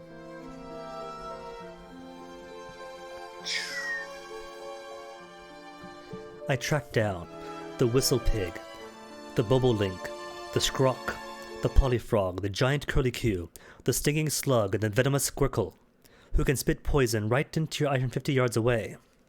But there's no time to type about that all out, Charlie. Let me just tell you that in the end, after lots of boiling and bubbling and mixing and testing in my inventing room, I produced one tiny cupful of oily black liquid and gave 4 drops of it to the brave 20-year-old Oompa Loompa volunteer to see what had happened. What did happen? Asked Charlie. It was fantastic, cried Mr. Wonka. The moment he swallowed it, he began wrinkling and shriveling up all over, and his hair started dropping off, and his teeth started falling out, and before I knew it, he had suddenly become an old fellow of 75. And thus, my dear Charlie, was Wonka Feed-A-Wonk invented. Did you rescue all the Oompa Loompa Minuses, Mr. Wonka? Every single one of them, my boy. 131 all told. Mind you, it wasn't quite as easy as all that. There were lots of snags and complications along the way. Good heavens, you're there. I must stop talking now, and watch where we're going. Yes, please, my throat. Charlie realized that the elevator was no longer rushing and roaring. It was hardly moving at all now. It seemed to be drifting. Undo your straps, Mr. Wonka said. We must get ready for action. Charlie undid his straps and stood up and peered out. It was an eerie sight. They were drifting in a heavy gray mist, and the mist was swirling and swishing around them, as though driven by winds from many sides. In the distance, the mist was darker and almost black, and seemed to be swirling more fiercely than ever before. Mr. Wonka slid open the doors. Stand back, he said. Don't fall out, Charlie, whatever you do. The mist came into the elevator. It had the fusty, reeky smell of an old underground dungeon. Its silence was overpowering. There was no sound at all, no whisper of wind, no voice of creature or insect, and it gave Charlie a queer, frightening feeling to be standing there in the middle of this grey, inhuman nothingness, as though he were in another world altogether, in some place where man should never be. Minus Land, whispered Mr. Wonka. This is it, Charlie. The problem now is to find her. We may be lucky, and then again, we may be not. Oh dang, racing Zoka's old record. Neck and neck against the ghost itself. Chapter 17, Rescue in Minus Land. Nope, there goes a record. I don't like it here at all, Charlie whispered. It gives me the willies. Me too, said Mr. Wonka. We've got a job to do, Charlie, and we must go through with it. The mist was condensing now on the glass walls of the elevator, making it difficult to see out except the open doors. Do any of the creatures live here, Mr. Wonka? Plenty of newlies. Are they dangerous? If they bite you, they are. You're a goner, my boy, if you get bitten by a newlie. The elevator drifted on, rocking gently from side to side. The grey-black oily fog swirled around them. What does a newlie look like, Mr. Wonka? They don't look like anything, Charlie. They can't. You mean you've never seen one? You can't see newlies, my boy. You can't even feel them until they puncture your skin. Then it's too late, they've got you. You mean there might be swarms of them all around us this very moment, Charlie asked. Where might? Said Mr. Wonka. Charlie felt his skin begin to creep. Do you die at once? He asked. First, you become subtracted. A little later you're divided, but very slowly. It takes a long time. It's long division, it's very painful. After that, you become one of them. Couldn't we shut the door? Charlie asked. I'm afraid not, my boy. We'd never see her through the glass. There's too much mist and moisture. She's not going to be easy to pick out anyway. Charlie stood at the open door of the elevator and stared into the swirling vapors. This, he thought, is what hell must be like. Hell without heat. There was something unholy about it all, something unbelievably diabolical. It was all so deathly quiet, so desolate and empty. At the same time, the constant movement, the twisting and swirling of the misty vapors. Hey, Koyo's our sole survivor, congrats! The rest of us, a disappointment, especially the one on the bottom.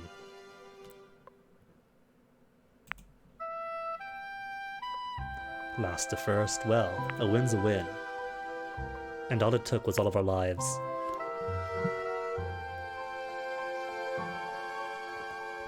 Maybe we should do buckshot, just for the meme.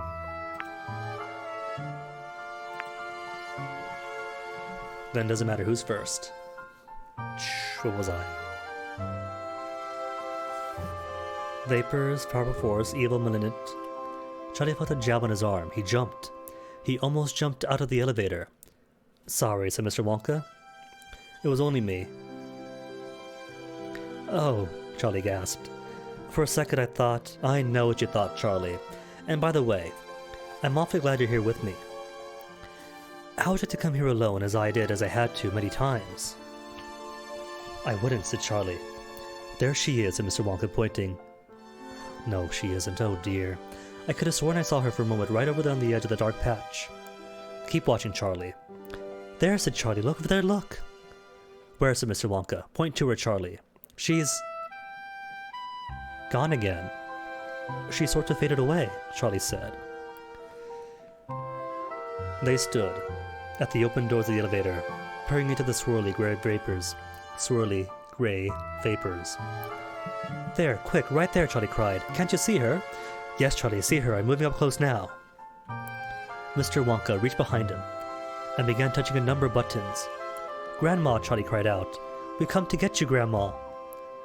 They could see her faintly through the mist, but oh so faintly. She was transparent. She was hardly there at all.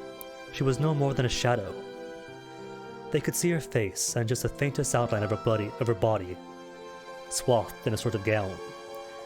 But she wasn't upright. She was floating lengthwise in a swirling vapor.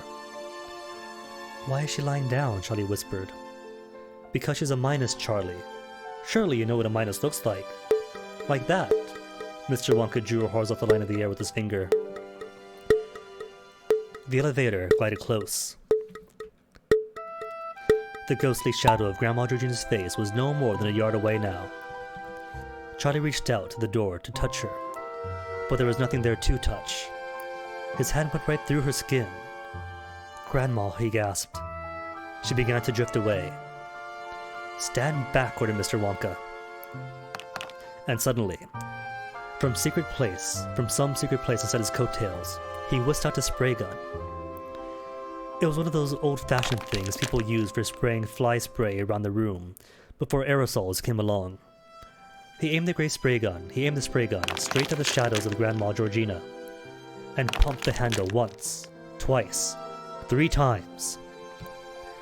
Each time, a fine black spray spurted out from the nozzle of the gun. Instantly, Grandma Georgina disappeared. Aw, bedtime with her. Well, thanks for dropping in. Have a good sleep with her, and have a good rest of your night. A bullseye, cried Mr. Wonka, jumping up and down with excitement. I got her with both barrels. I plussed her good and proper. That's the Vidawonk for you. Where's she gone? Charlie asked. Back where she's come from, of course, to the factory. She's a minus no longer, my boy. She's 100% red-blooded plus. Come along now. Let's get out of here quickly before the ghoulies find us. Noolies. Mr. Wonka jabbed a button. The doors closed, and the great glass elevator shot upwards for home. Sit down and strap yourself in, Charlie, said Mr. Wonka. We're going flat out this time.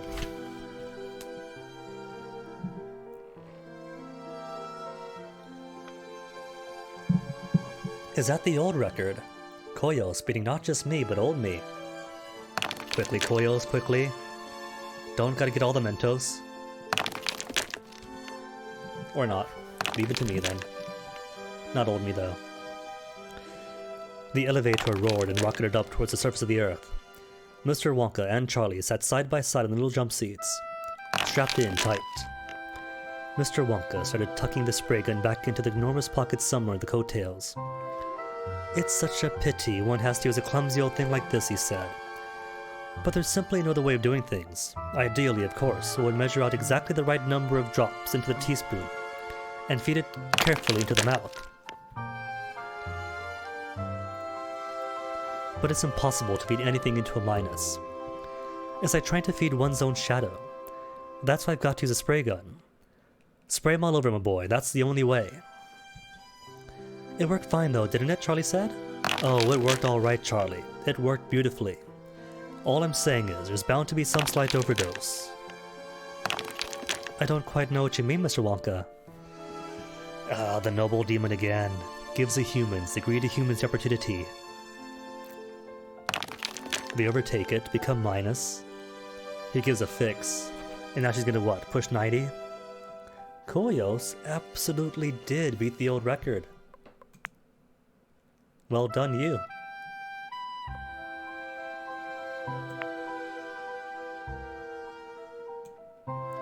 And quickly catching up on points.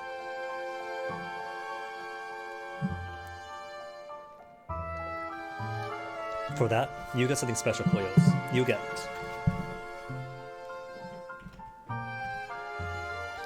get to feel pride and accomplishment. Cosmic Chaos too? Alright. Let's do Cosmic Chaos.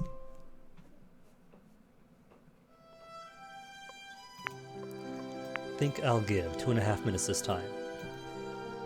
To accommodate stragglers. Not start countdown. Made that mistake the first time. Cool.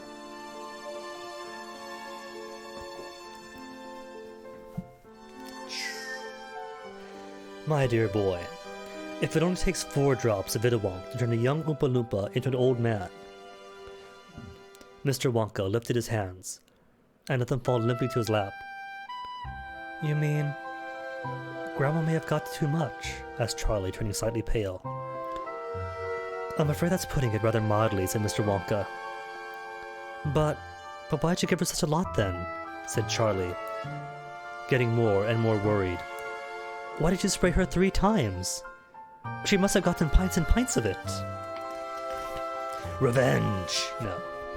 Gallons! Cried Mr. Wonka, slapping his thigh. Gallons and gallons. But don't let a little thing like that bother you, dear Charlie. The important part of it is you got her back. She's a minus no longer, she's a lovely plus. She's as plussy as plussies can be. She's more plussy than you or me. The question is how, just how old she is now. Is she more than 103? More likely than not.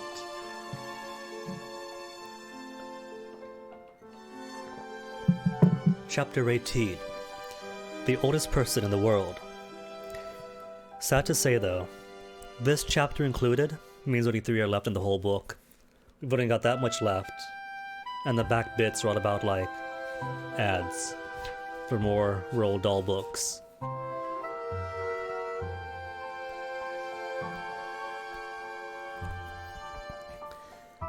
We return in triumph, Charlie, cried Mr. Wonka, as the great glass elevator began to slow down. Once more, your dear family will be all together again. The elevator stopped. The door slid open. And there was a chocolate room and the chocolate river, and the Oompa Loompas in the middle of it all. And in the middle of it all, the great bed belonging to the grandparents. Charlie, said Grandpa Joe, rushing forward. So many, I know. Marathoned all 2 today. And that just leaves us. The Big Friendly Giant, the first Southern Chocolate Factory going solo, George's Marvelous Medicine, Boy Tales of Childhood, The Witches, Danny, the Champion of the World, Ezio Trot, James the Giant Peach, Matilda, the Twits, The Magic Finger, and the Giraffe and the Pelly and Me. To all get through today.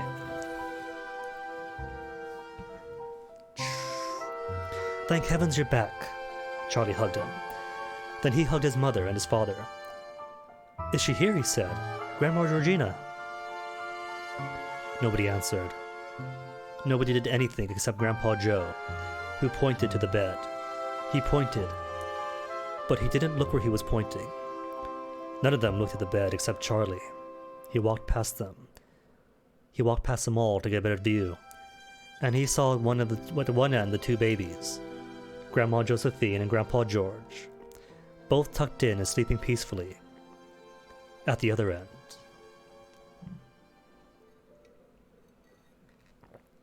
"Don't be alarmed," said Mr. Wonka, running up and placing a hand on Charlie's arm. "She's bound to be just a teeny bit overplussed. I warned you about that." "What have you done to her?" cried Mrs. Bucket. "My poor old mother!" Propped up against the pillows, at the other end of the bed, was the most extraordinary-looking thing Charlie had ever seen. Was it some ancient fossil? It couldn't be that, because it was moving slightly. And now, it was making sounds. Croaking sounds. The kind of sounds a very old frog might make if it knew a few words. "Well, well, well," it croaked. "If it isn't dear Charlie." "Grandma," cried Charlie. "Grandma Georgina, oh, oh."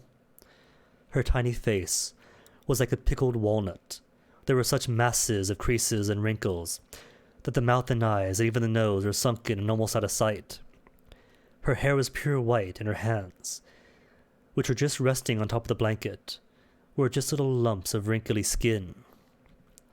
The presence of this ancient creature seemed to have terrified not only Mr. and Mrs. Bucket, but Grandpa Joe as well. They stood well back, away from the bed.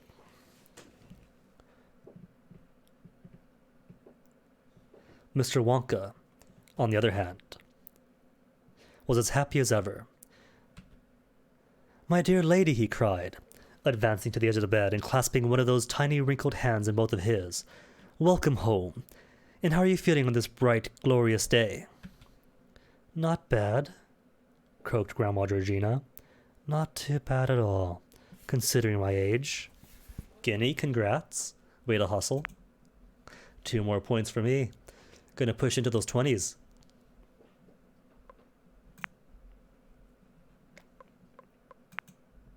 Fear of heights? We just did Fear of Heights. See, didn't we? I thought we did. I know for a fact we did Shattered Dreams and so on. Or is it just like the last 5 or so? 1, 2, 3, 4, 5. That's it then. Just the most recent 5. Bongo Boogie. We haven't done Bongo Boogie at all. "Good for you," said Mr. Wonka. "Atta girl. All we've got to do now is find exactly how old you are. Then we shall be able to take further action." "You are taking no further action around here," said Mrs. Bucket, tight-lipped. "You've done enough damage already." "But my dear old muddle-headed mugwump," said Mr. Wampa, turning to Mrs. Bucket. "What does it matter that the old girl's become a trifle too old? We can put that right in a jiffy. Have you forgotten Wonkavite and how every tablet makes you 20 years younger? We shall bring her back. We shall transform her to a blossoming, blushing maiden in the twinkle of an eye."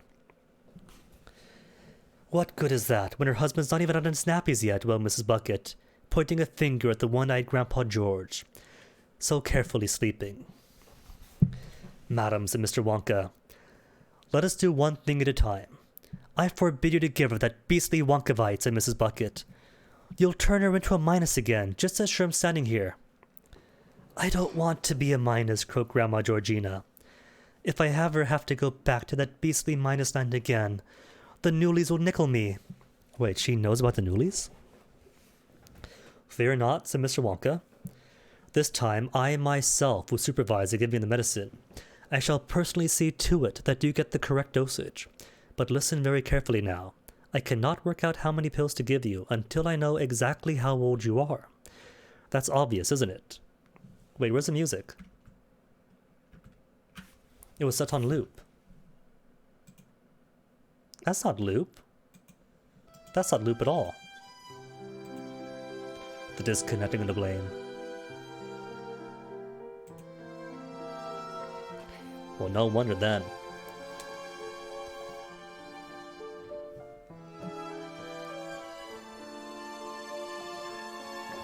"It's not obvious at all," said Mrs. Bucket. "Why can't you give her one pill at a time and play it safe?" "Impossible, madam. In very serious cases such as this one, Wonkavite doesn't work at all when given in small doses. You've got to throw everything at her in one go. You've got to hit her with it hard.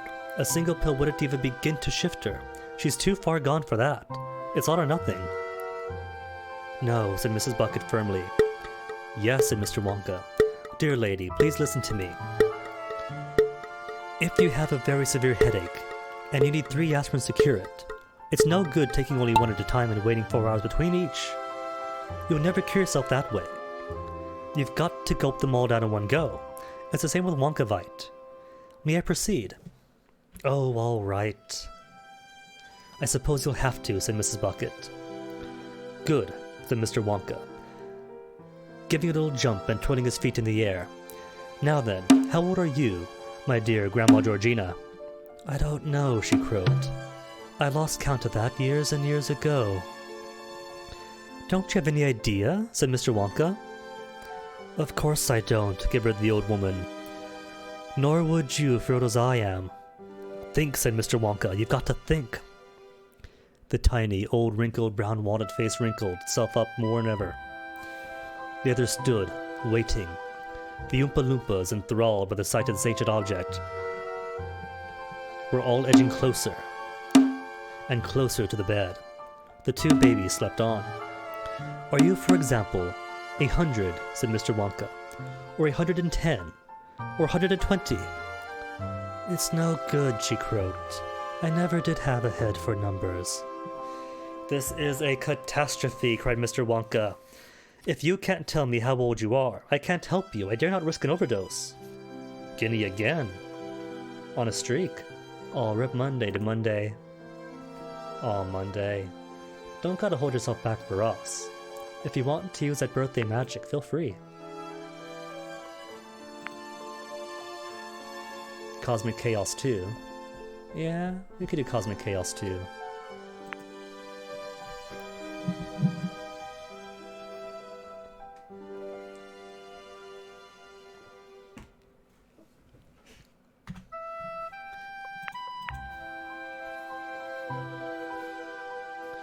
Catastrophe, cried Mr. Wonka. Dare not risk an overdose, right. Gloom settled upon the entire company, including, for once, Mr. Wonka himself. You've messed it up good and proper this time, haven't you, said Mrs. Bucket. Mrs. Bucket? Whose fault was it to overdose in the first place? Grandma? Charlie said, moving forward to the bed. Listen, Grandma. Don't worry about exactly how old you might be. Try to think of a happening instead. Think of something that happened to you. Anything you like, as far back as you can. It may help us. Lots of things happened to me, Charlie. So many things happened to me. But can you remember any of them, Grandma? Oh, I don't know, my darling. I suppose I could remember 1 or 2 things if I thought hard enough. Good, Grandma.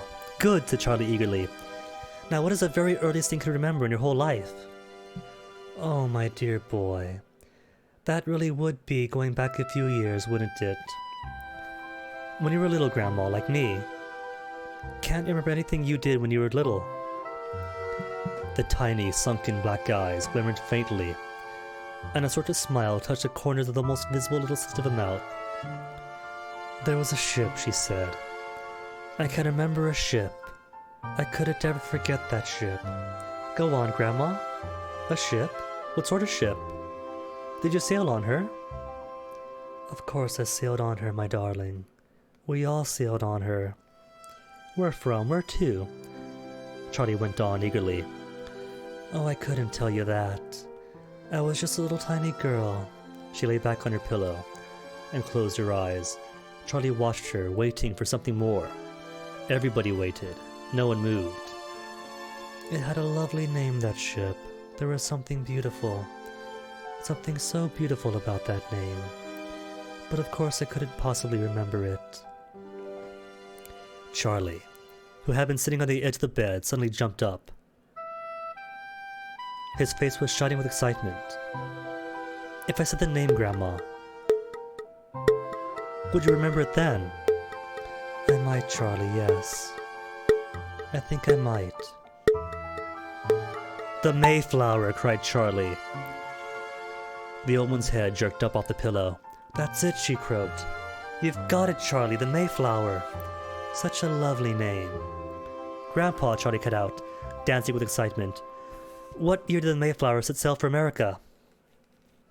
The Mayflower set out of Plymouth Harbor on September the 6th, 1620, said Grandpa Joe. Plymouth, croaked the old woman. That rings a bell too. Yes, might have easily been Plymouth. Now hold on. I get she's supposed to be that old, but would that like overwrite her memories? With some new Grandma Georgina? And not just accelerate her age.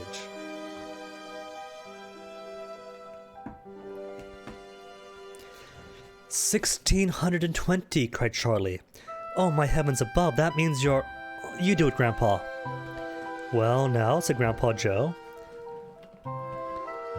"Take 1620 away from 1972 and that leaves... Don't rush me now, Charlie. That leaves 352. "Jumping jackrabbits," yelled Mrs. Bucket. "She's 352 years old." "She's more," said Charlie. "How old did you say you were, Grandma, when you said of the Mayflower? Were you about 8? "I think I was even younger than that, my darling. I was only a itty-bitty little girl. Probably no more than 6. "Then she's 358, gasped Charlie. "That's Vidawonk for you," said Mr. Wonka proudly. "Told you it was powerful stuff." 358, said Mr. Bucket. "It's unbelievable." "Just imagine the things she must have seen in her lifetime," said Grandpa Joe. "My poor old mother," wailed Mrs. Bucket. "What on earth?" "Patience, my dear lady," said Mr. Wonka. "Well, there could be a benefit to it, like... Back in the old days in Afghanistan, I had a buddy who would say that, according to my vampire books, vampires never live more than 300 years, because if they don't get killed off, they get depressed with boredom and die." And I was like, that's nonsense, because they wait a bit longer, right? If they push past 300 years, and live long enough to see video games, that's whole new worlds, whole unseen worlds and experiences every single year, multiples of them.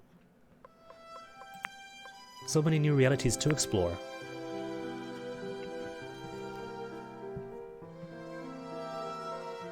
And if, by chance, we have a means to leave the planet, that's nothing but time to sail out. Of course, she is a walnut right now, so 300 years as a walnut might be a bit different. And the emergent languages too.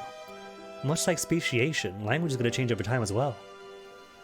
Just to live 300 years means constantly keeping up on new languages, even just for English.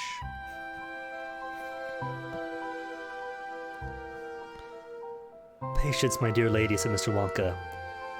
"Now comes the interesting part. Bring on the Wonkavite." An Oompa Loompa ran forward with a large bottle and gave it to Mr. Wonka. He put it on the bed. "How young does she want to be?" he asked. 78, said Mrs. Bucket firmly. "Exactly where she was before the seances started." "Surely she'd like to be a bit younger than that," said Mr. Wonka. "Certainly not," said Mrs. Bucket. "It's too risky." Mom, making the health decisions for her mom. Too risky," croaked Grandma Georgina. "You'll only minus me again if you tried to be clever." Alright, that's her consenting too. "Have it your own way," said Mr. Wonka. "Now then, I've got to do a few sums." Another Oompa Loompa trotted forward, holding up a blackboard. Mr. Wonka took a piece of chalk from his pocket and wrote. All that math. Present age of person, 358. Age she wants to be, subtract this, 78. Number of years younger she must become, 280. If each pill of Wonkavite makes you 20 years younger, we must divide 280 by 20 to find out how many pills to give. 280 divided by 20 is 14. 14 pills of Wonkavite exactly, said Mr. Wonka. The Oompa Loompa took the blackboard away. Mr. Wonka picked up the bottle from the bed and opened it and counted out 14 of the brilliant little yellow pills. "Water," he said. And yet the other Oompa Loompa ran forward the glass of water. "Thank you."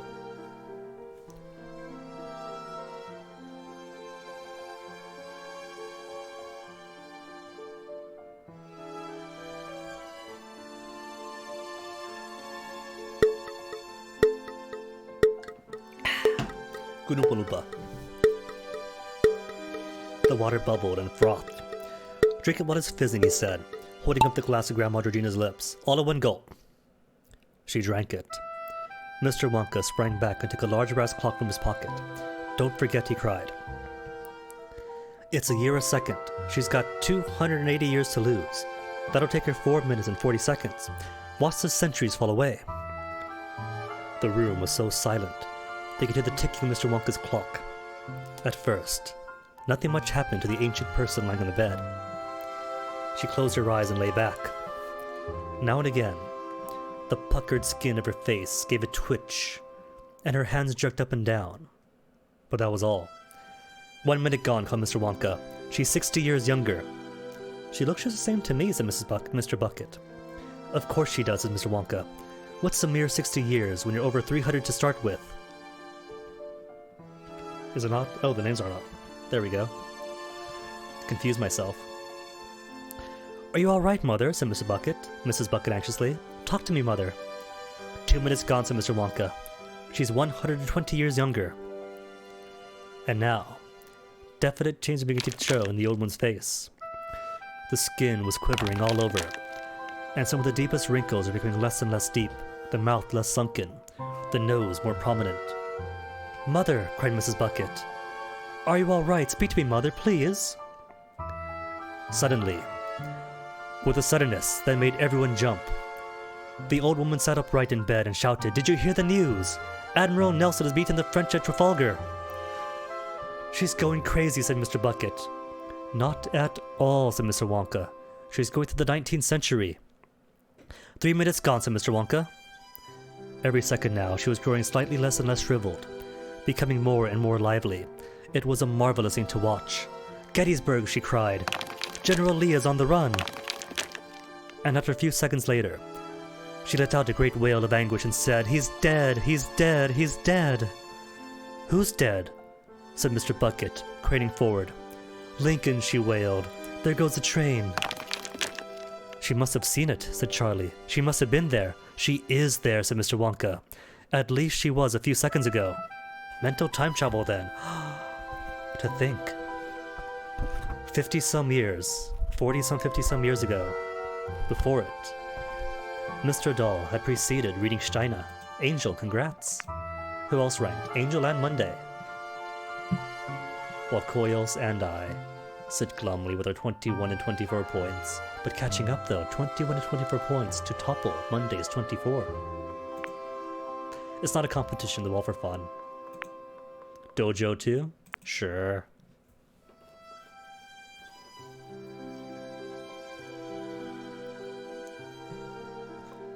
Join, start, alt, then where was I? Seen it, is there a few seconds ago. "Will somebody please explain to me," said Mrs. Bucket. "What on earth?" 4 minutes gone, said Mr. Wonka. "Only 40 seconds left. Only 14 more years to lose." "Grandma," cried Charlie, running forward. "You're looking almost exactly like you used to. I'm so glad." "Just as long as it all stops what it's meant to," said Mrs. Bucket. "I bet it doesn't," said Mr. Bucket. "Something always goes wrong." "Not when I am in charge of it, sir," said Mr. Wonka. "Time's up. She is now 78 years old. How do you feel, dear lady? Is everything all right?" "I feel tolerable," she said. "Just tolerable. But that's no thanks to you, you meddling old mackerel." There she was again. The same cantankerous, grumbling old Grandma Georgina that Charlie had known so well before it all started. Mrs. Bucket flung her arms around her and began weeping with joy. The old woman pushed her aside and said, "What, may I ask, are these two silly babies doing under the bed?" "One of them is your husband," said Mr. Bucket. "Rubbish," she said. "Where is George?" "I'm afraid it is true, Mother," said Mrs. Bucket. "That's him on the left. The other one's Josephine." You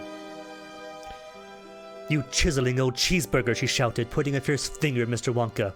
"What in the name of now, said Mr. Wonka. "Let us not for mercy's sake have another row so late in the day, and so late in the book.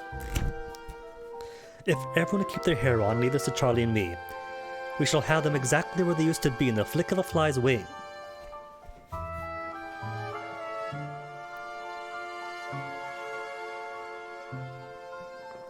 type and play and then get distracted? Well, it's working for me. I've been reading it, what, twice in the previous maps before that one. Chapter 19. Babies, grown up. Bring on the Vidawonk, said Mr. Wonka. We'll soon fix these two babies. An Oompa Loompa ran forward with a small bottle and a couple of silver teaspoons. Wait 1 minute, snapped Grandma Georgina. What sort of devilish dump are you up to now? It's all right, Grandma, said Charlie. I promise you it's all right. Vidawonk does the opposite of Wonkavite. It makes you grow older. It's what we gave you when you were minus. It saved you. You gave me too much, snapped the old woman. We had to, Grandma. And now you want to do the same to Grandpa George. Of course we don't, said Charlie.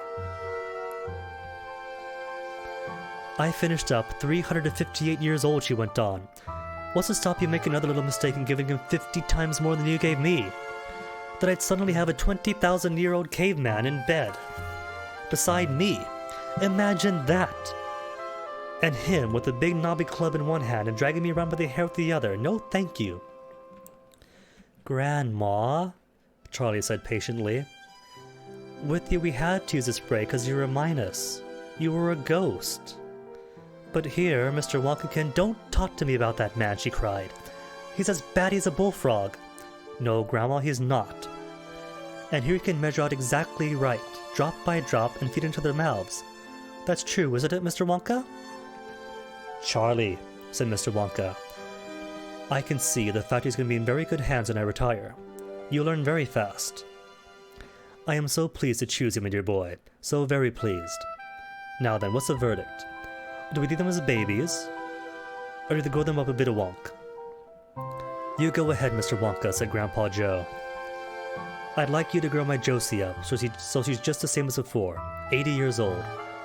Thank you, sir, said Mr. Wonka. I appreciate the confidence you place in me.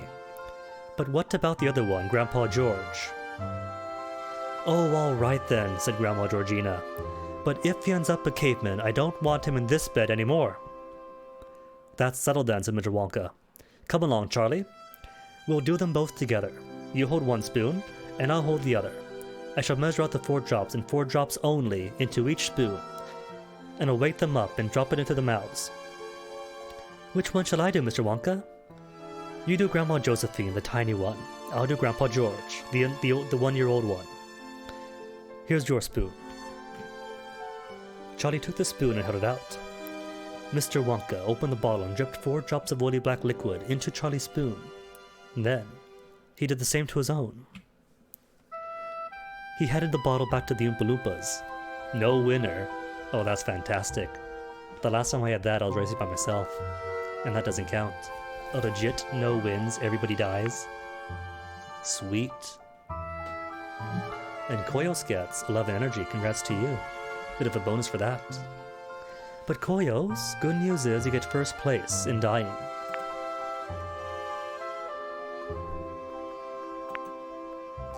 Raging Pin too? Alright, pins sound friendly.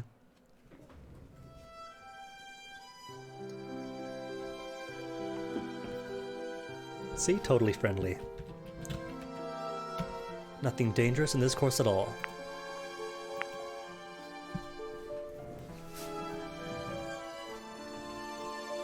Shouldn't someone hold the babies when you give it, said Grandpa Joe. I'll hold Grandma Josephine. Are you mad, said Mr. Wonka? Don't you realize that Vidawonk acts instantaneously? It's not 1 year a second like Wonkavite. Vidawonk is as quick as lightning. The moment the medicine is swallowed, ping, it all happens. Getting bigger and growing older and everything else all happens in 1 second. So don't you see, my dear sir, he said to Grandpa Joe, that one moment you'd be holding a tiny baby in your arms, and just 1 second later you'd find yourself staggering about with an 80-year-old woman, and you'd drop her like a ton of bricks on the floor. I see what you mean, said Grandpa Joe. All set, Charlie. All set, Mr. Wonka. Charlie moved around the bed to where the tiny sleeping baby lay. He placed one hand to her head and lifted it. The baby awoke and started yelling. Mr. Wonka was on the other side of the bed doing the same to the 1-year-old George. Both together now, Charlie, said Mr. Wonka. Ready, steady, go. Pop it in. Charlie pushed his spoon into the open mouth of the baby and tipped the drops down her throat. Make sure she swallows it, cried Mr. Wonka. It won't work until it gets into their tummies. It is difficult to explain what happened next. And whatever it was, it only lasted for 1 second. And a second is about as long as it takes for you to say, aloud and quickly, 1, 2, 3, 4, 5. And that is how long it took, with Charlie watching closely for the tiny baby to grow and swell and wrinkle into the 80-year-old Grandma Josephine. It was a frightening thing to see. It was like an explosion. A small baby suddenly exploded into an old woman. And Charlie, all at once, found himself staring straight into the well-known and much-loved wrinkly old face of his Grandma Josephine. "Hello, my darling," she said. "Where have you come from?" "Josie," cried Grandpa Joe, rushing forward. "How marvelous you're back." "I didn't know you'd been away," she said. Grandpa George had also made a successful comeback. "You're better looking as a baby," Grandma Georgie said to him, "but I'm glad you're growing up again, George. For one reason." "What's that?" asked Grandpa George. "You won't wet the bed anymore." Chapter 20. The final chapter. How to get someone out of bed. "I am sure," said Mr. Wonka, addressing Grandpa George, Grandma Georgina, and Grandma Josephine, "I am quite sure the three of you, after all that, will now want to jump out of bed and lend a hand in running the chocolate factory." "Who? Us?" said Grandma Josephine. "Yes, you," said Mr. Wonka. "Are you crazy?" said Grandma Georgina. "I'm staying right here where I am, with this nice comfortable bed, thank you very much." "Me too," said Grandpa George. At that moment, there was a sudden commotion among the Oompa Loompas at the far end of the chocolate room. There was a buzz of excited chatter, and a lot of running about and waving of arms. And out of all this, a single Oompa Loompa emerged and came rushing forward towards Mr. Wonka, carrying a huge envelope in his hands. He came close to Mr. Wonka. He started whimpering, whispering. Mr. Wonka bent down low to listen. "Outside the factory gates?" cried Mr. Wonka. "Men? What sort of men?" "Yes, but do they look dangerous? Are they acting dangerously?" "And a what?" "A helicopter! And these men that came out of it, they gave you this." "Oh? Is it just me, or is this a presidential seal of the United States of America?" Mr. Wonka grabbed the huge envelope and quickly slid it open and pulled out the folded letter inside. There was absolute silence as he skimmed swiftly over what was written on the paper. Nobody moved. Charlie began to feel cold. He knew something dreadful was going to happen. There was a very definite smell of danger in the air. The men outside the gates, the helicopters, the nervousness of the Oompa Loompas. He was watching Mr. Wonka's face, searching for a clue, for some change in the expression that would tell him how bad the news was. "Great whistling wang doodles," cried Mr. Wonka, leaping so high in the air that when he landed his legs gave way and he crashed right onto his backside. "Snorting schnoz wangers," he cried, picking himself up and waving the letter about as though it were swatting mosquitoes. "Listen to this, all of you. Just you listen to this." He began to read aloud. "The White House, Washington, D.C. To Mr. Willy Wonka. Sir, today, the entire nation, indeed the whole world, is rejoicing at the safe return of our transport capsule from space, with 136 souls on board. Had it not been for the help they received from an unknown spaceship, these 136 people would never have come back. It has been reported to me that the courage shown by the 8 astronauts aboard this unknown spaceship was extraordinary. Our radar stations, by tracking the spaceship on its return to Earth, have discovered that it splashed down in a place known as Wonka's Chocolate Factory. That, sir, is why this letter is being delivered to you. I wish now to show the gratitude of the nation by inviting all 8 of those incredibly brave astronauts to come and stay in the White House for a few days as my honored guests. Hey, Guinea, congratulations. Didn't quite beat Guinea, though. That's okay, Guinea, next time.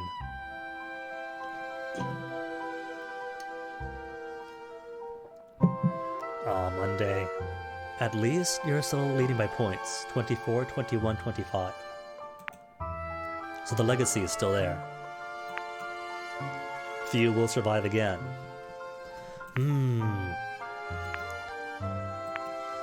What have we objectively not done? Really? But see, here's the thing. The 24, I think, is including the +2. If I haven't mathed it wrong. Buckshot? Dairy buckshot? No, not buckshot. Let's do rusty remnants. I am arranging a special celebratory party in the Blue Room this evening. I guess I'll find out at the end of this. At which I myself will pin medals for the bravery upon all 8 of these gallant flyers. The most important persons of the land will be present at this gathering to salute the heroes whose dazzling deeds will be written forever in the history of our nation. Among those attending will be the Vice President, Miss Elvira Tibbs, all members of my cabinet, the chiefs of the Army, the Navy, and the Air Force, all members of the Congress, a famous sword swallower from Afghanistan who is now teaching me to eat my words. What you do is you take the S off the beginning of the sword, and you put it on the end before swallow it. And who else is coming? Oh yes, my chief interpreter, and the governors of every state of the Union, and of course my cat, Miss Tobbypuss. A helicopter awaits all 8 of you outside the factory gates. I myself await your arrival at the White House with the very greatest pleasure and impatience. I beg to remain, sir, most sincerely yours, Lancelot R. Gilligrass, President of the United States. And going by a signature, the illiterate has better handwriting than me. Mine is pure chicken scratch. P.S. Could you please bring me a few Wonka Fudge Mellow Delights? I love them so much, but everyone around here keeps stealing mine out of the drawer in my desk. And don't tell Nanny.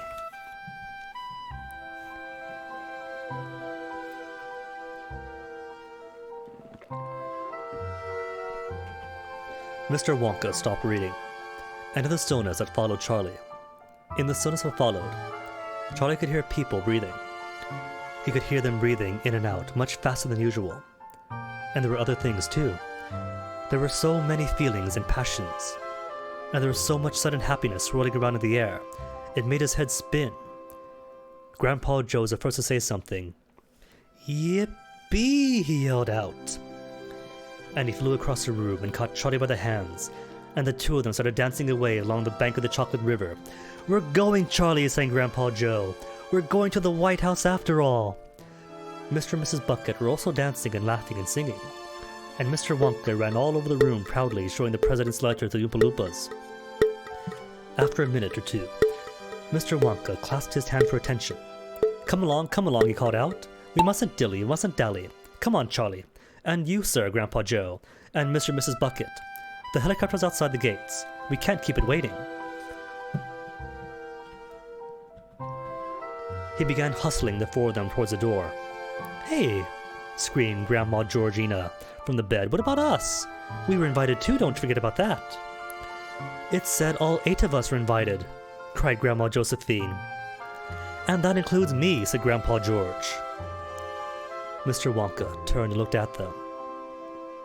Of course it includes you, he says. But we can't possibly get that bed into a helicopter. It won't go through the door. You mean if we don't get out of bed we can't come? Said Grandma Georgina. That is exactly what I mean, said Mr. Wonka. Keep going, Charlie, he whispered, giving Charlie a little nudge. Keep walking towards the door.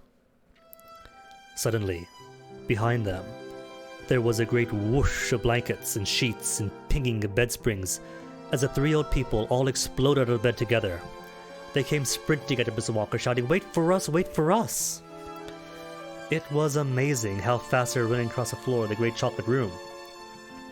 Mr. Wonka and Charlie and the others stood staring at them in wonder. They leapt across the pathways and over little bushes like gazelles in springtime, with their bare legs flashing and their nightshirts flaying out behind them. Suddenly, Grandma Josephine put the brakes on so hard she skidded 5 yards before coming to a stop. Wait, she screamed. We must be mad. We can't go to a famous party in the White House in our nightshirts. We can't stand there practically naked in front of all the people while the president pins medals all over us. Oh, wailed Grandma Georgina. Oh, what are we going to do? Don't you have any clothes with you at all? Asked Mr. Wonka. Of course we don't, said Grandma Josephine. We hadn't been out of that bed for 20 years. We can't go, wailed Grandma Georgina. We'll have to stay behind. Couldn't we buy something from a store? Said Grandpa George. With what? Said Grandma Josephine. We don't have any money. Money! Cried Mr. Wonka. Good gracious me. Don't you go worrying about money. I got plenty of that. Listen, said Charlie. Why couldn't we ask a helicopter to land on the roof of a big shop on the way over? Then you could all pop downstairs and buy exactly what you want. Charlie, cried Mr. Wonka, grasping him by the hand. What would we do without you? You're so brilliant. Come along, everybody. We're off to stay in the White House. They all linked arms and went dancing out to the chocolate room and along the corridors and out to the front door into the open where the big helicopter was waiting at the factory gates. A group of extremely important-looking gentlemen came towards them, and bowed. Well, Charlie, said Grandpa Joe, it's certainly been a busy day. It is not over yet, said Charlie, laughing. It hasn't even begun. And that was Charlie in the Great Glass Elevator. Turns out I forgot how exactly un-PC can be. Oh no. As things do buffer, hold on, back up to 4000. Comcast giving us a spook. 4000's fine, that's good for buffering, or good for the, it's a good bit rate. But apart from being very non-PC, it's an okay story for kids, I guess. Just gotta clean it up some. Make it, you know, not so racist for one. Apart from the racist parts all here, the rest is fine. Silly story about a kid, his family, his elderly family, and his Mephistopheles mentor, just going off on silly adventures, and the pride and greed of humans. Hey, and I won for the last race. Did I say last race? I did. See, it was 26 plus 2, so I guess you were right, Koyos. It is then 28. Alright, I'm bad at math. I thought it was total, then the change, and not current, then the gain. So now the rest have to wait. Too many books, and too late in the day. 3:34 is plenty of time. 39, I mean. But even if I go for a thinner book, like The Fantastic Mr. Fox, it'll take too long. But I have a schedule to keep. Gotta fit in time for Ring Fit. And Animal Crossing is going to be demanding now that it's Easter time again. New fish, new bugs, and eggs to harvest for all the new recipes. No, Koyos, no plate today, that has to be it.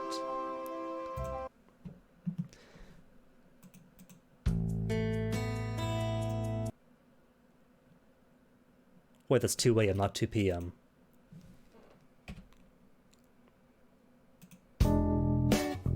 There we go. Told you I was gonna make this the end song. It's just too funky not to. Ruined the voice. Oh, Angel. That was 8 hours ago. It's weird, right? Talking conversationally, totally fine. Reading books, plenty of books for several hours, plenty of fine. But for some reason, staring at a game on the screen and reading off of that's when the throat all pinches up. But glad you guys enjoyed this April Fool's special, it was fun. Bit of a silly thing to do. But who's online now? Tomorrow, sadly, we're not going to go through the rest of the Roald Dahl Phizz-Whizzing collection. That was just for today. Tomorrow's going to be Yakuza. Until it's done.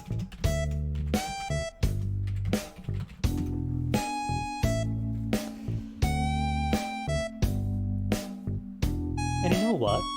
The winged moth was here. The winged moth, I mean. Playing some Marbs, getting a win or two in. Let's go say hello to Mothman. See, now like that, the tongue starts to stumble.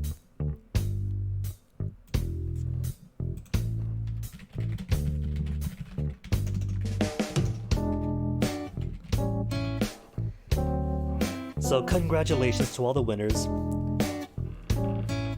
for whichever races or modes you did win. Have a good rest of your day, have fun, stay safe, and see you all around.